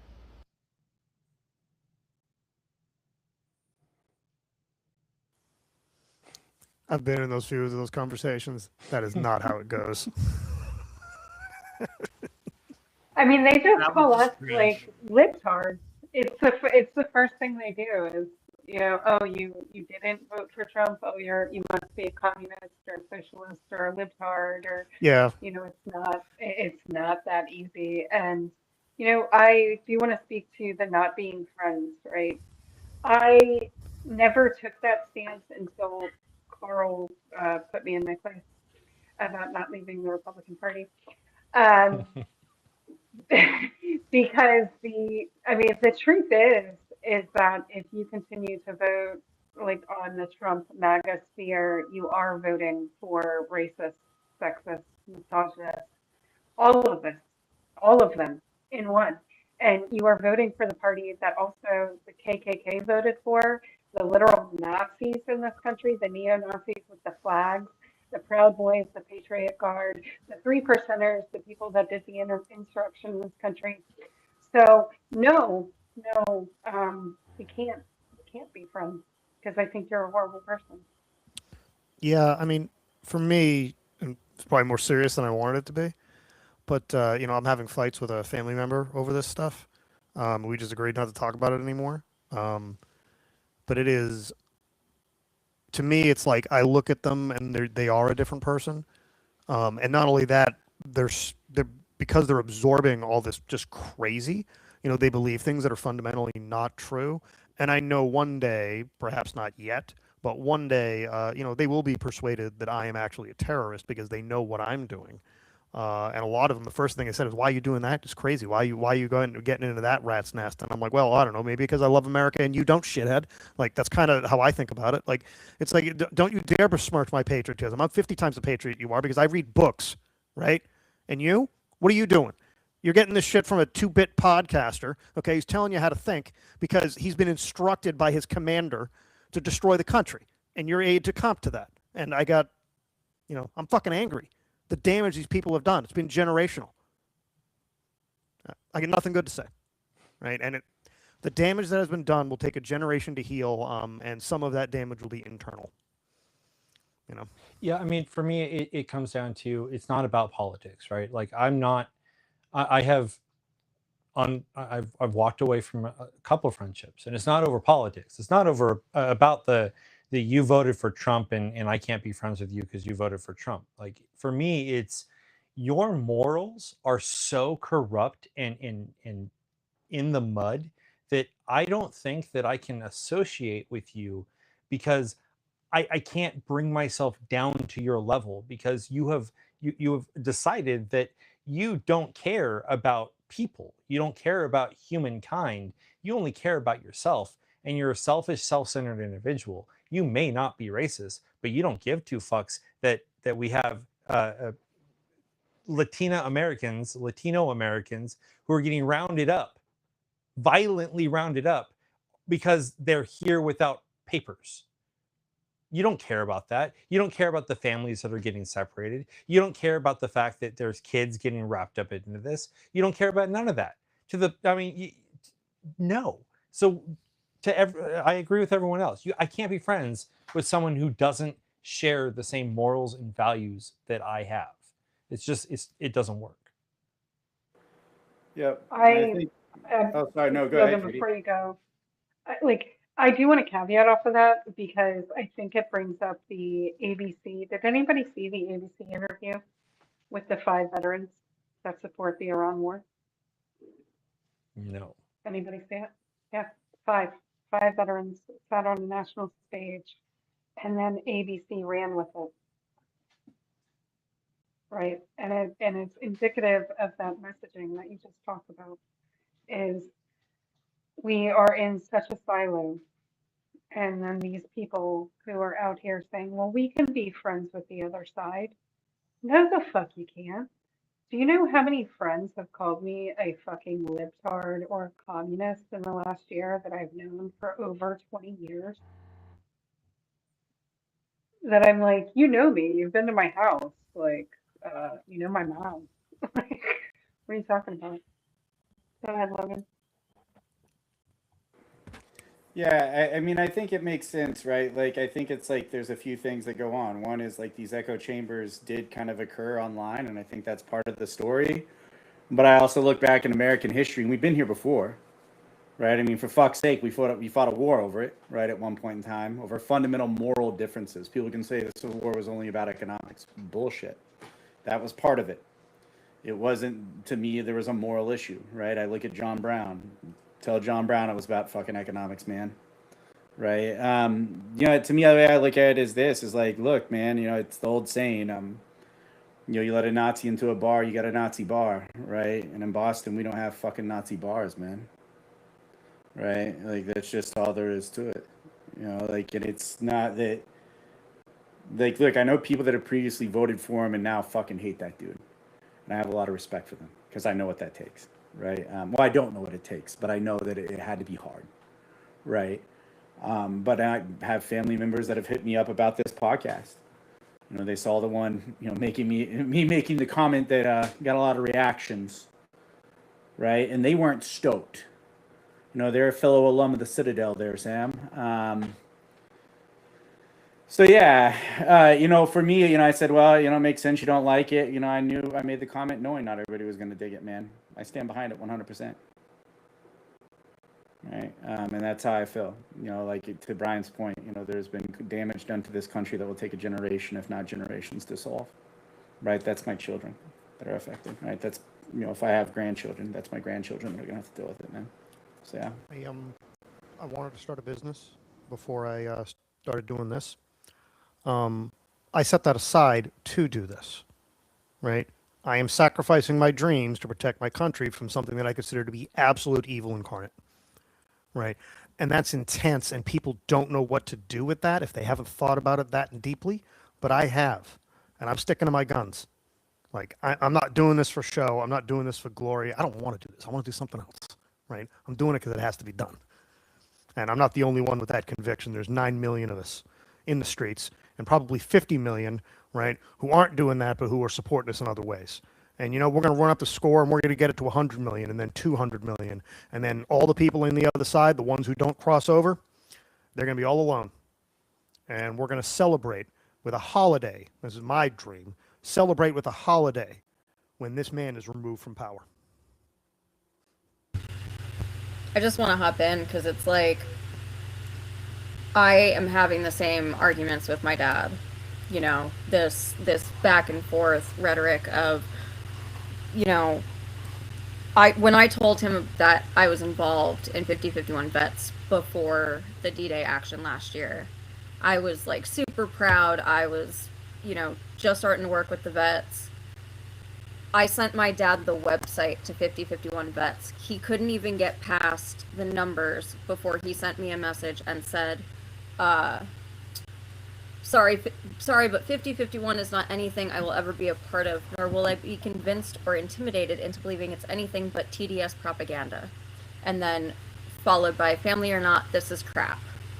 So, yeah, it's weird, and I sometimes wonder how he feels now, but there is no contact, and there's no reasoning with it. I hate back term TDS. It is like Oh my God. my fucking existence. Yeah. To the absolute max. That is just, it's so. I don't think that we're the ones with TDS, but that's neither here nor there. No, I mean it's such a challenging thing. I get so many people why they just kind of cut it out, say I'm not going to do it, because it really is. It's essentially negotiating.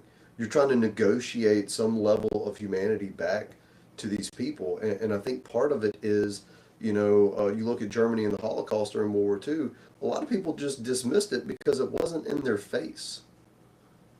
The actions were taken outside of their purview, right? And so America is huge.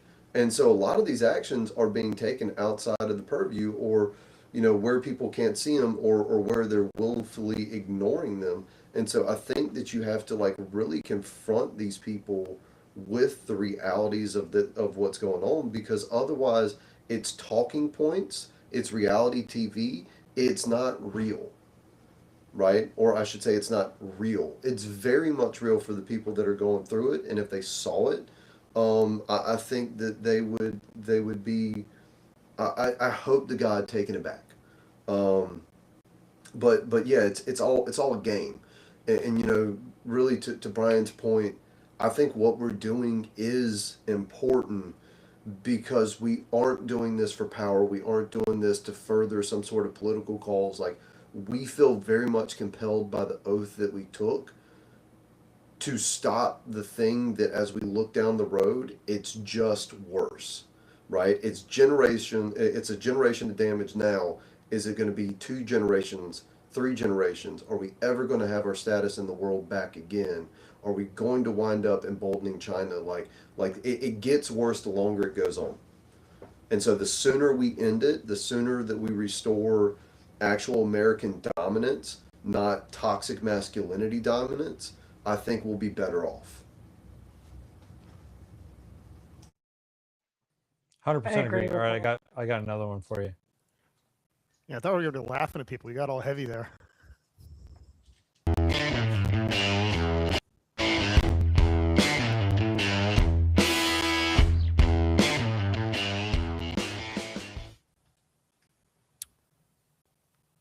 Can Ne- he never- even vote? Yeah. Also, never trust a guy with a pencil stash. Just that's a rule of thumb, right? Listen, I'm Oh, gonna be me. God, I'm gonna make like- fun of how people look. Like, that's what I'm here for. How many people have not been able to make it to a protest because it just happens to be inconvenient at some point? Oh God, 2 dozen. Right, right.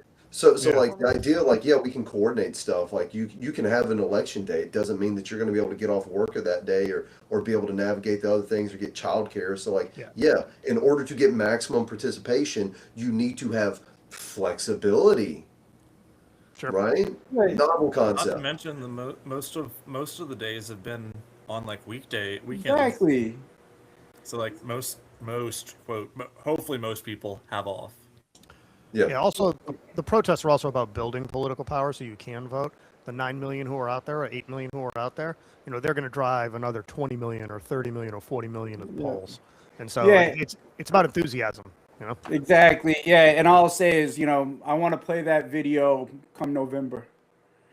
The end of November, let's play that video and see that smug fucking look on your face. Right. And I'll show. I honestly want to know who that creator is, because I'm going to tag him from our main accounts whenever, and I'm going to replay that fucking account after I play the counts of what just happened. I love. It's gonna I got you. I got his name. I got everything. I gonna be love a- it, man. We should just ask him to make an updated video come November instead of replaying it. Yo, it's like this. I'm gonna do him a favor by getting him traffic, man. He should fucking Yeah. thank me. Right? So we're gonna, Honestly. Like, that's gonna be the most traffic his fucking piss poor page has ever seen.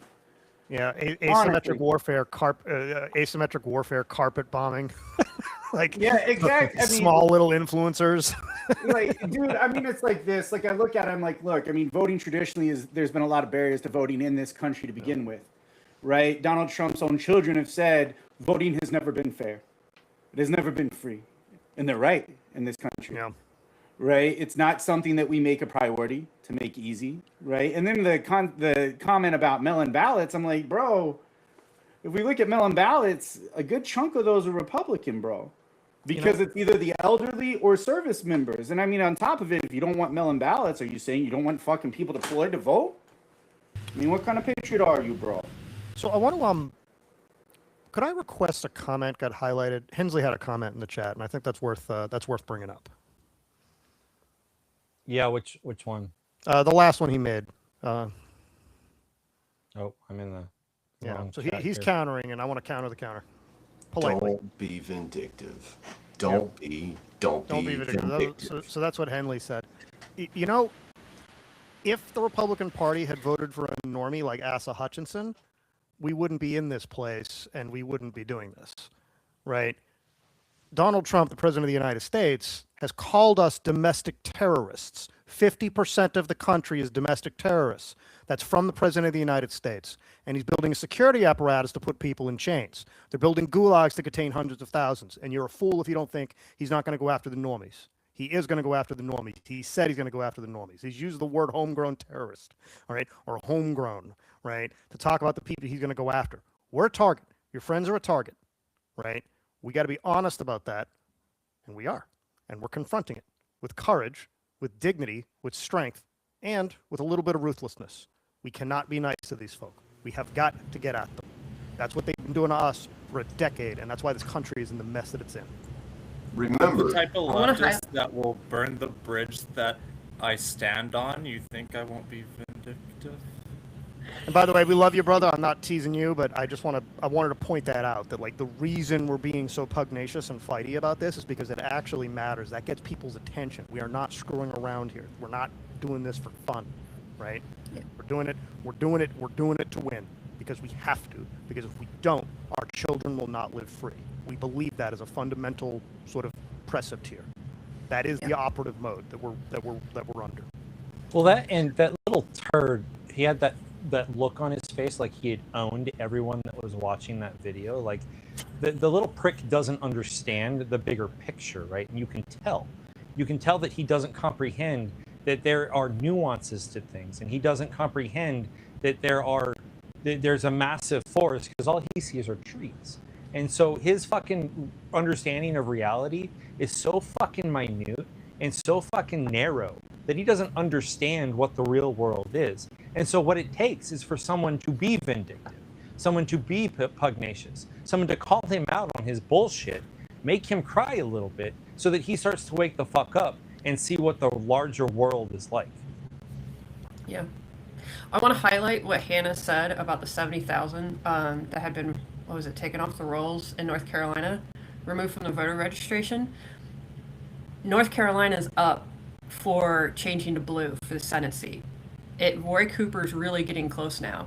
And so it's getting close that the Senate might flip to blue. And that is a very big thing to watch because of that. I mean, a lot of those Democrats probably votes right there.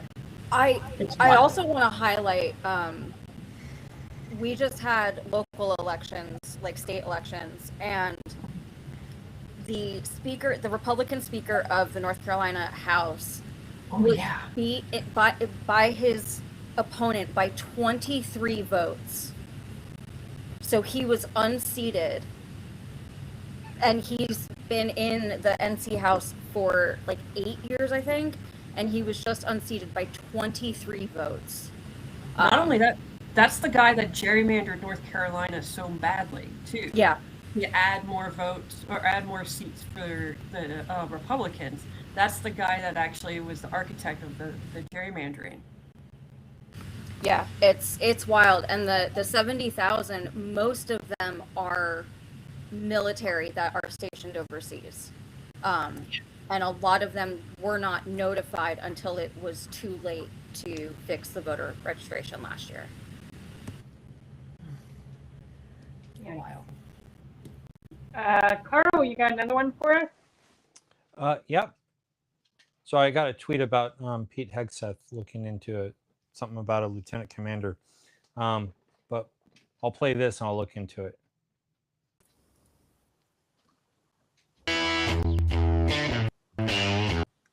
Nope, that's the wrong one.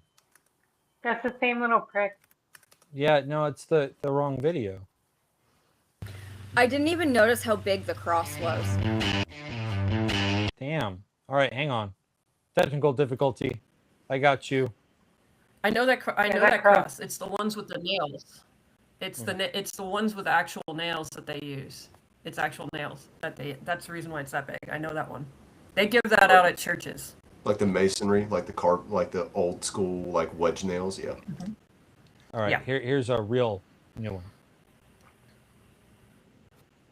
If you think voter ID is racist and excludes women, put your money where your mouth is. Cut up that driver's license and fight the oppressive system. Next time you try to board a plane and security asks for your ID, organize a protest. Tell everyone how racist our airports are. When the doctor won't see you or the pharmacy won't fill your prescription without an ID, protest how fascist our medical system is. You want a country without IDs? You be the first to live it. Cut up that ID and show us how it's done.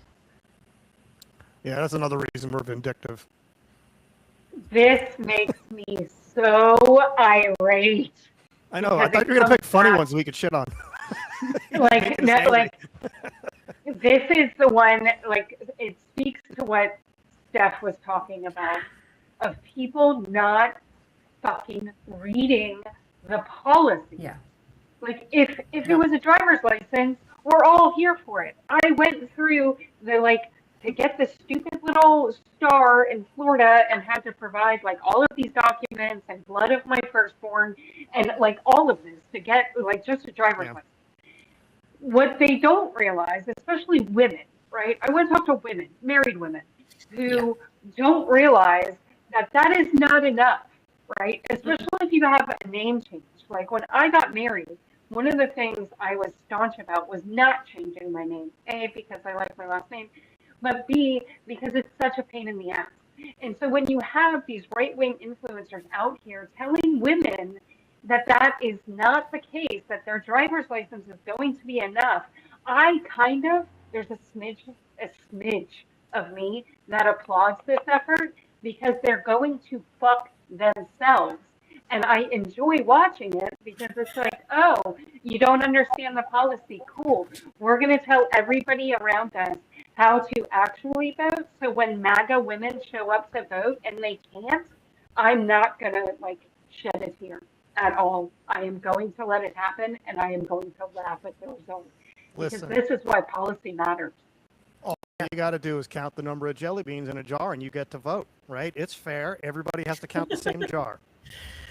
Oh, God. And the crazy part is that Democrats have bills that are sitting there introduced for voter ID. Regular driver's license, they list a bunch of other stuff that actually works. They have a bunch of other protections out there. They even have one actually declaring it the election day a public holiday. Yeah. So everybody can actually have the time off to go do it. Yeah, if I could be equal opportunity irritated, there was a debate a couple years ago that really got on my nerves, and it was about the Democratic Party trying to secure the elections, and so they were trying to pass a bunch of stuff that would, federalize some stuff because they were worried about chicanery, and I was like, oh my God, you were literally going to create, the back door in the Death Star that kills us all, right? Yeah, and for me, one, that the SAVE Act is an interesting one. Just because no one's fucking reading it. No one comprehends the realities behind it. And again, this goes back to that narrative thing, right? So that piece where it's impossible to break through the narrative because it starts at the top, which is we're just requiring IDs to vote. And it just goes all the way down and it gets regurgitated and regurgitated over and over and over again. It makes this massive wall. And so when those of us who have actually read the bill come in to actually say, listen, actually, this is what it says, no one listens, no one hears, right? I mean, when I brought it up to Nick, I kept repeating to him, read the bill, read the bill, read the bill, because he kept coming to me saying, no, I don't think it's like that. And I said, read the bill. And it was just consistent until he finally read the bill. And then he kind of towed the line of, yeah, I think this is a little bit stupid, but reversed back and said, well, I have a real ID. That real ID doesn't work, bro. That's not enough to register to vote. And in North Carolina, they're pushing a version of the SAVE Act here in this state, which is why Hannah brought up those voters being pulled off the rolls, because of the fact that they're actually going to go through with that process. So North Carolina is an example of what happens when at the federal level, the SAVE Act doesn't make it through. They go to the state and they push it through the Board of Elections, which doesn't need the legislature to approve anything because the Board of Elections is putting it into place. Yeah. Yeah, I find it interesting that we can now register people for the draft. We can, again, why do we have to file taxes when the IRS already has all that information?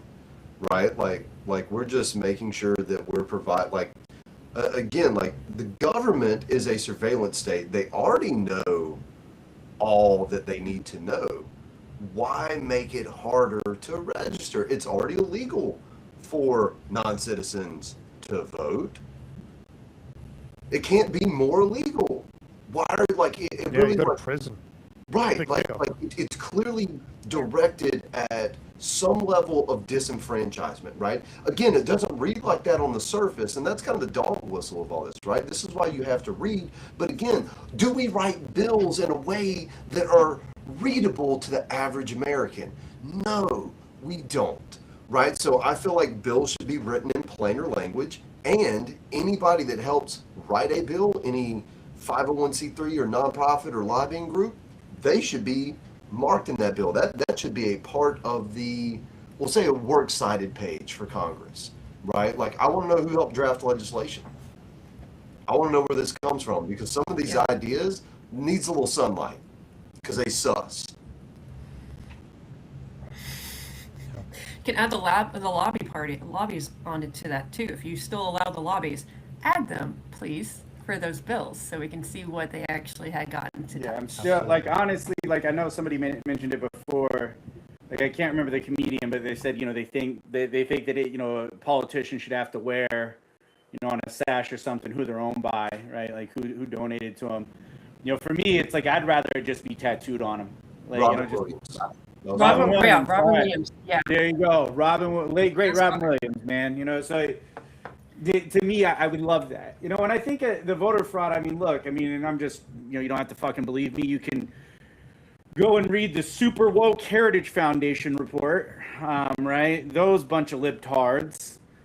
And look, it clearly says studies consistently find fraud rates of 0.00004% to 0.0025% of ballots cast have an instance of fraud. That's what you're talking about. It's math, man. That's what we're talking about here, bro. This is what we're gonna spend money on. And look, to other people's points, I'm all for it. Why don't you go ahead and do something easy? Let's go ahead and make everyone have a national ID card, right? With let's say a number that already exists if they're a citizen.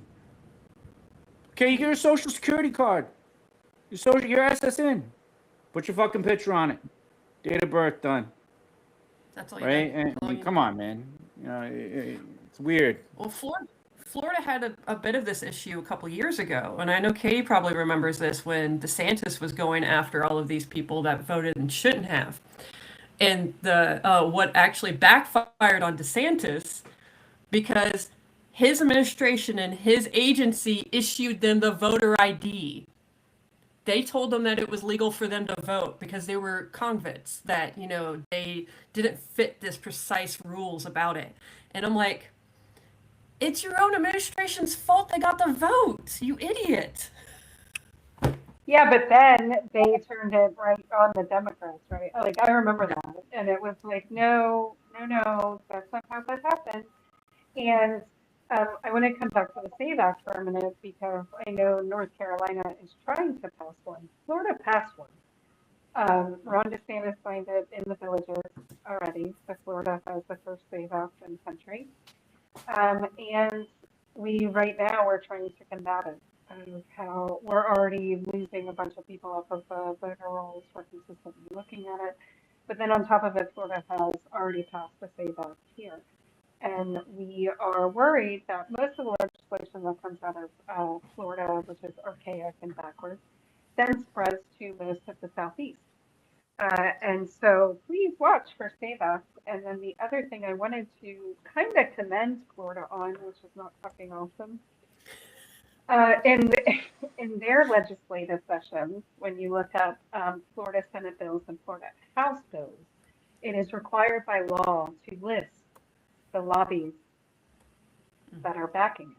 And so Florida does do that. And so I will give them that, because when I look through Florida legislation, I do look at who wrote it, what lobbying firms are behind it, and then I look into the lobbying firms. So if you are in a state that does not do that, I suggest that you lobby your state officials to do that. It is something that Florida does well, is transparency on who is writing the legislation, who is paying for it, and who is putting it forth.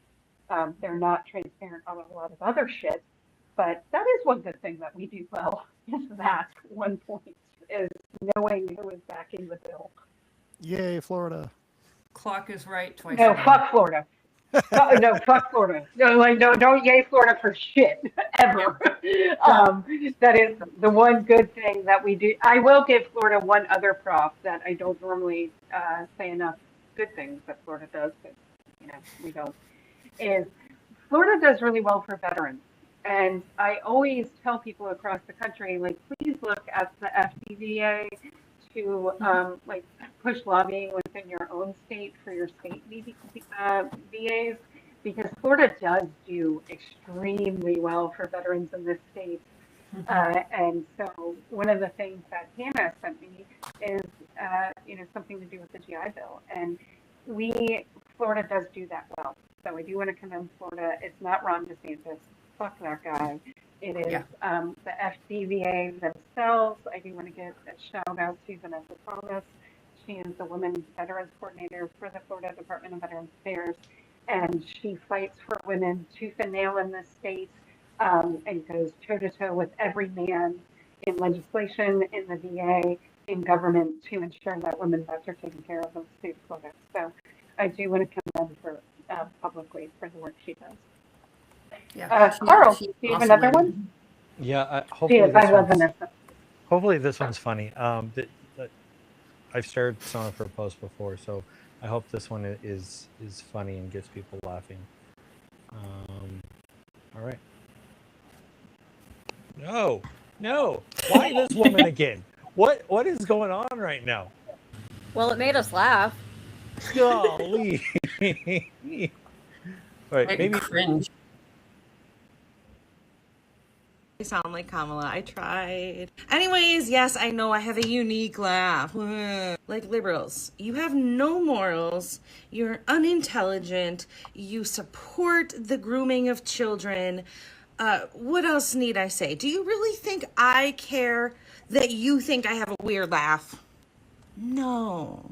Also, most of America loves my laugh. And you want to know why? Because they can tell it's sincere. It may be odd, but it's sincere. It is sincere because I sincerely love my country and I have Jesus in my heart. Unlike Kamala and the rest of you satanic Democrats. Okay, thank you. Wow. That's the laugh from that 70s show. The mom from that 70s show. Exactly. Really? Release Yes. the files. Release the That files. is so hurt. That is so And yeah, it like- sounds- There's so much bitterness there, like about shit that isn't like real. Like I'm talking It's about gulags, and awful. she's talking about there's grooming children. Like I It's- worry about real things, not fake things. Right? This is what drives me up a fucking wall with these people. Right? This is why I'm so angry all the goddamn time. You're going to shave 5 years off my life. Get a better issue, please. And by the way, Democrats suck. They suck at 90 things. There's plenty of things to crap on them about, and I'd cheer you on. Okay? This bullshit is so irrelevant. All right. The closest we got to funny is me ranting. Oh, After it's awesome. after the assassination of Charlie Kirk, Braver Angels put on a webinar to kind of, again, just talk, just talk. And one of the things I walked away with was this idea of the outrage industrial complex, right? Where it's just all, again, we brought it up tonight, fervor, just, it's all about emotional driven, especially the outrage, the disgust, the hate. And the terrifying part is these are like preconditions for ethnic cleansing and genocide, right? Like it is the dehumanizing language, right? I have Jesus in my heart and you're satanic, right? You're grooming kids and I'm supporting Donald Trump. Like Joke's on them. I'm totally here for partying with the devil. I mean, yeah, listen, you do you, boo, right? Like it's cool, right? But at the same time, like I just don't think that is a basis, again, right, for how we need to frame our viewpoints of the world. That's just, why in a world where you can be anything, why have you chosen to be an asshole? Yeah, so I don't follow her. She just seems to pop up in my feed when I'm on my company's Facebook page. And I have taken to trolling her videos by throwing in the facts, calling her arguments illogical, pointing out the where she's wrong, and then inviting her on the show to have a conversation. So far, she hasn't. But having done a little digging, I did discover that she is part of the Turning Point USA media arm. So she's getting a check, man. I mean, yeah, I mean, it's like this, man. I mean, it pushes engagement, right? The more extreme shit you say, the more wild shit you say, the more engagement you're going to get, right? And I mean, whether that's positive or negative, whether it's like what we're doing now, sharing it out, or the people that agree with her sharing it out, the people arguing with her, the people agreeing with her, you know, that's all that. I mean, when we look at the 10,000 foot view, that's all the oligarchs care about because that's what feeds the platform. They don't care if it's good, bad, or indifferent, right? They care that it's getting engagement, keeping people on the platform more, serve more ads, right? So they love it. You know, they don't care. Yeah, I mean, the turning point thing, I mean, it's just so interesting. You know, like, look, I know paid social media people. I know people that make, you know, social money off social media, not because they're paid by a company, but because the social media, you know, platform itself pays them, right, due to the engagement they get. So for me, you know, it makes sense. There's a monetary incentive there to act in such a way. I have no doubt she believes everything she was saying, right? Like, it'd be interesting to almost have a conversation with with her or people like that off camera, right, away from anything, and just be like, look, here's what I've seen from the Epstein files. This has been released by a Republican government, by the Trump government, right? Do you still hold with this? Is this still what you support, right? Or is it a conspiracy, right? And if it's a conspiracy, cool. I mean, whatever. I mean, yeah, I mean, fuck, that's where you're at, man. I mean, I'm not gonna convince a flat earther that the earth is round, bro. I mean, shit. So it's funny that you said that she's paid, which I agree with you. I'm going to play one more of her, just because it hits this one home just a little bit more. So real quick. We literally have fake news convincing paid protesters to start a civil war over the rights of foreigners. Like, baby Jesus, help us. Paycheck. I can give you my address. So far, I'm over 10,000 in the hole in this fucking money-making venture known as democracy. Believe it or not, fighting billionaires is not a lucrative venture, unfortunately. Right? But yeah, if you know where those paychecks are coming from, just hit me up, man. I feel like I'm out of some back pay here. Like, but it's like the pot calling the kettle black, right? Like, she's over here saying, "Oh, paid protesters," when she's actually the one getting a paycheck from the rich billionaires to push the narrative that she's pushing, right? Like, it's so transparent to everyone who actually opens their eyes and sees, but it's just not. It's not registering. I don't even think it's registering with her that she's the one receiving the paycheck. Probably I think that's such an old trope, right? Like oh, you're getting Soros money, or, you know, I'm right there with Logan. Like, hey, bro, send me a check. Like, I am literally at work right now. Like, I am sitting on a construction site doing this because I care about my country, not because I'm out here making money. And, you know, like, the whole, like, oh, they get paid. No, dude, a lot of people I have met in activism are broke as fuck, and they are trying to fix society for everyone around them, including people that can afford to eat. And a lot of people who are fighting back against the system are the people that need it the most.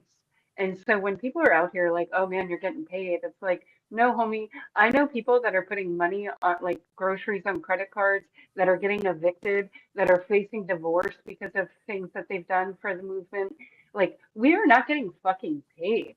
Like, if anything, like, we are stressed out, burnt out, tired. All we do is, like, work normal jobs, some of us, and then spend another 10 hours a day doing this. And so if you're gonna get paid, like, please pay me. Like someone connect me to the Soros money because I would love to not be sitting on a job site right now on a podcast with my friends around the country trying to save democracy, right? Like I fucking hate it. And one of the biggest things when I'm out at an action and they're like, oh, get a job. I'm like, I'm fucking retired. I retired out of the military and I have another job and I do this. Like, go fuck yourself and look at the demographics of most of the large scale protests. They're old and retired. Like, what are you not understanding? Like, the people that are out on the street corner on a Friday mid afternoon, they're retired. You don't see young people out there. We're out here trying to make ends meet. Like, get over it. Yeah, I mean, we're working full-time jobs, and I can't be the only one who feels guilty taking a day off. That has got to be an extremely common experience because, well, you're like, okay, that's one relationship I'm not going to build, or maybe one, thing in the organization that I know needs to be fixed. I just don't have the bandwidth, and okay, I'm going to chill today. That thing doesn't get done, and the ball gets dropped, and something explodes later, and I'm responsible because I took it easy for a day. Like this is common. Like, and people burn out really fast, right? So, have some grace. We're working really hard. That's why Not we for have you, four but liaisons. just, the general amorphous human who isn't doing this activism thing who is watching us, right? Like, but I like it. Yeah, I think we are all tired, right? Like we've been at this, some of us for far longer than a year, have been fighting for a decade against stuff, right? And so when this came about, and then we had to fight even harder in the space with an even more people bringing in to the space to be like, oh, there's a bunch of new activists. Like now we all have to work together. And it's very interesting, right? Like because if we were all getting paid, I think we would win. oh God, If we yeah. didn't have to work If I had a full-time middle jobs. class, give me. If there's any rich people on here, like give me like a middle class salary so I can support me and my wife and let me do this full time, and I will work 90 hours a week, and we will drive the people out of the state, and then we'll move over to other states, and then they won't exist anymore because we are so furious and we can do so little with so much. We've done this with a shoestring budget, and we created this thing that is just massive, right? Like it's mind boggling how this. Like I go to bed at night and I'm like, how the hell did we even do this, right? Why me? I'm not the guy. Like, how did this happen? Right? And it turns out when you say the right thing at the right time and it resonates, like the people show up. So I think that that is a good way to close, right? Is leaders, good leaders are leaders that don't want to be leaders. Good leaders are the people that just show up in the time of need and give their skills freely to those around them. And good leaders are not there for clout, for recognition. They're there for actual change. And so, Brian, you hit the nail on the head of like why am I the guy, right? And I think all of us sitting here is like, why are we the guys, right? Like, why am I the one sitting here running this? Like, I cuss too much. I'm very opinionated, and I really don't care about like how the mission gets done, just that it gets done. And it's people like that that make great leaders in movement spaces, and it takes those people that recognize that to keep it going, right? It's people that don't want to lead, that don't have any clout or like name in the game of like, oh, I want to lead a movement. No, I want to like literally go out onto my construction site right now and go hang out with the tradesmen because that's what I am every day. I am a tradesman by heart. I work in the trades and I work in construction. I want to go back to building schools for the next generation. That's what I do with my life when I'm not fighting fascism. And I want to go back to arguing for good policy for veterans, right? Because that's what I've done for the last decade, is going back to getting good benefits. Um, but I do want to thank everybody for being here and for being leaders, right? We're all leaders in our own spaces. You have Logan and National, you have Hannah rocking it in Common Defense, and we have South Carolina, we have Mass, we have Carl rocking his own shit over there while doing ours, right? So we're all leaders. We just need to realize our power and utilize it effectively. And so I want to thank everybody for being here tonight. We will, I think we might adjust Saturday. A lot of us are going to be traveling together, not together. We are not like battle busing anywhere. We are traveling to the same location. um, we will all arrive at the same location at some point. So we will keep everybody in tune as to whether we are going to do it Saturday night or Sunday during the day. But I do appreciate everybody being here. And next time we will get to hate mail. We did have some fun hate mail from the last ones we posted. And that always makes us laugh at the end. So I want to tell everybody have a good night, stay safe, and we'll see you next time.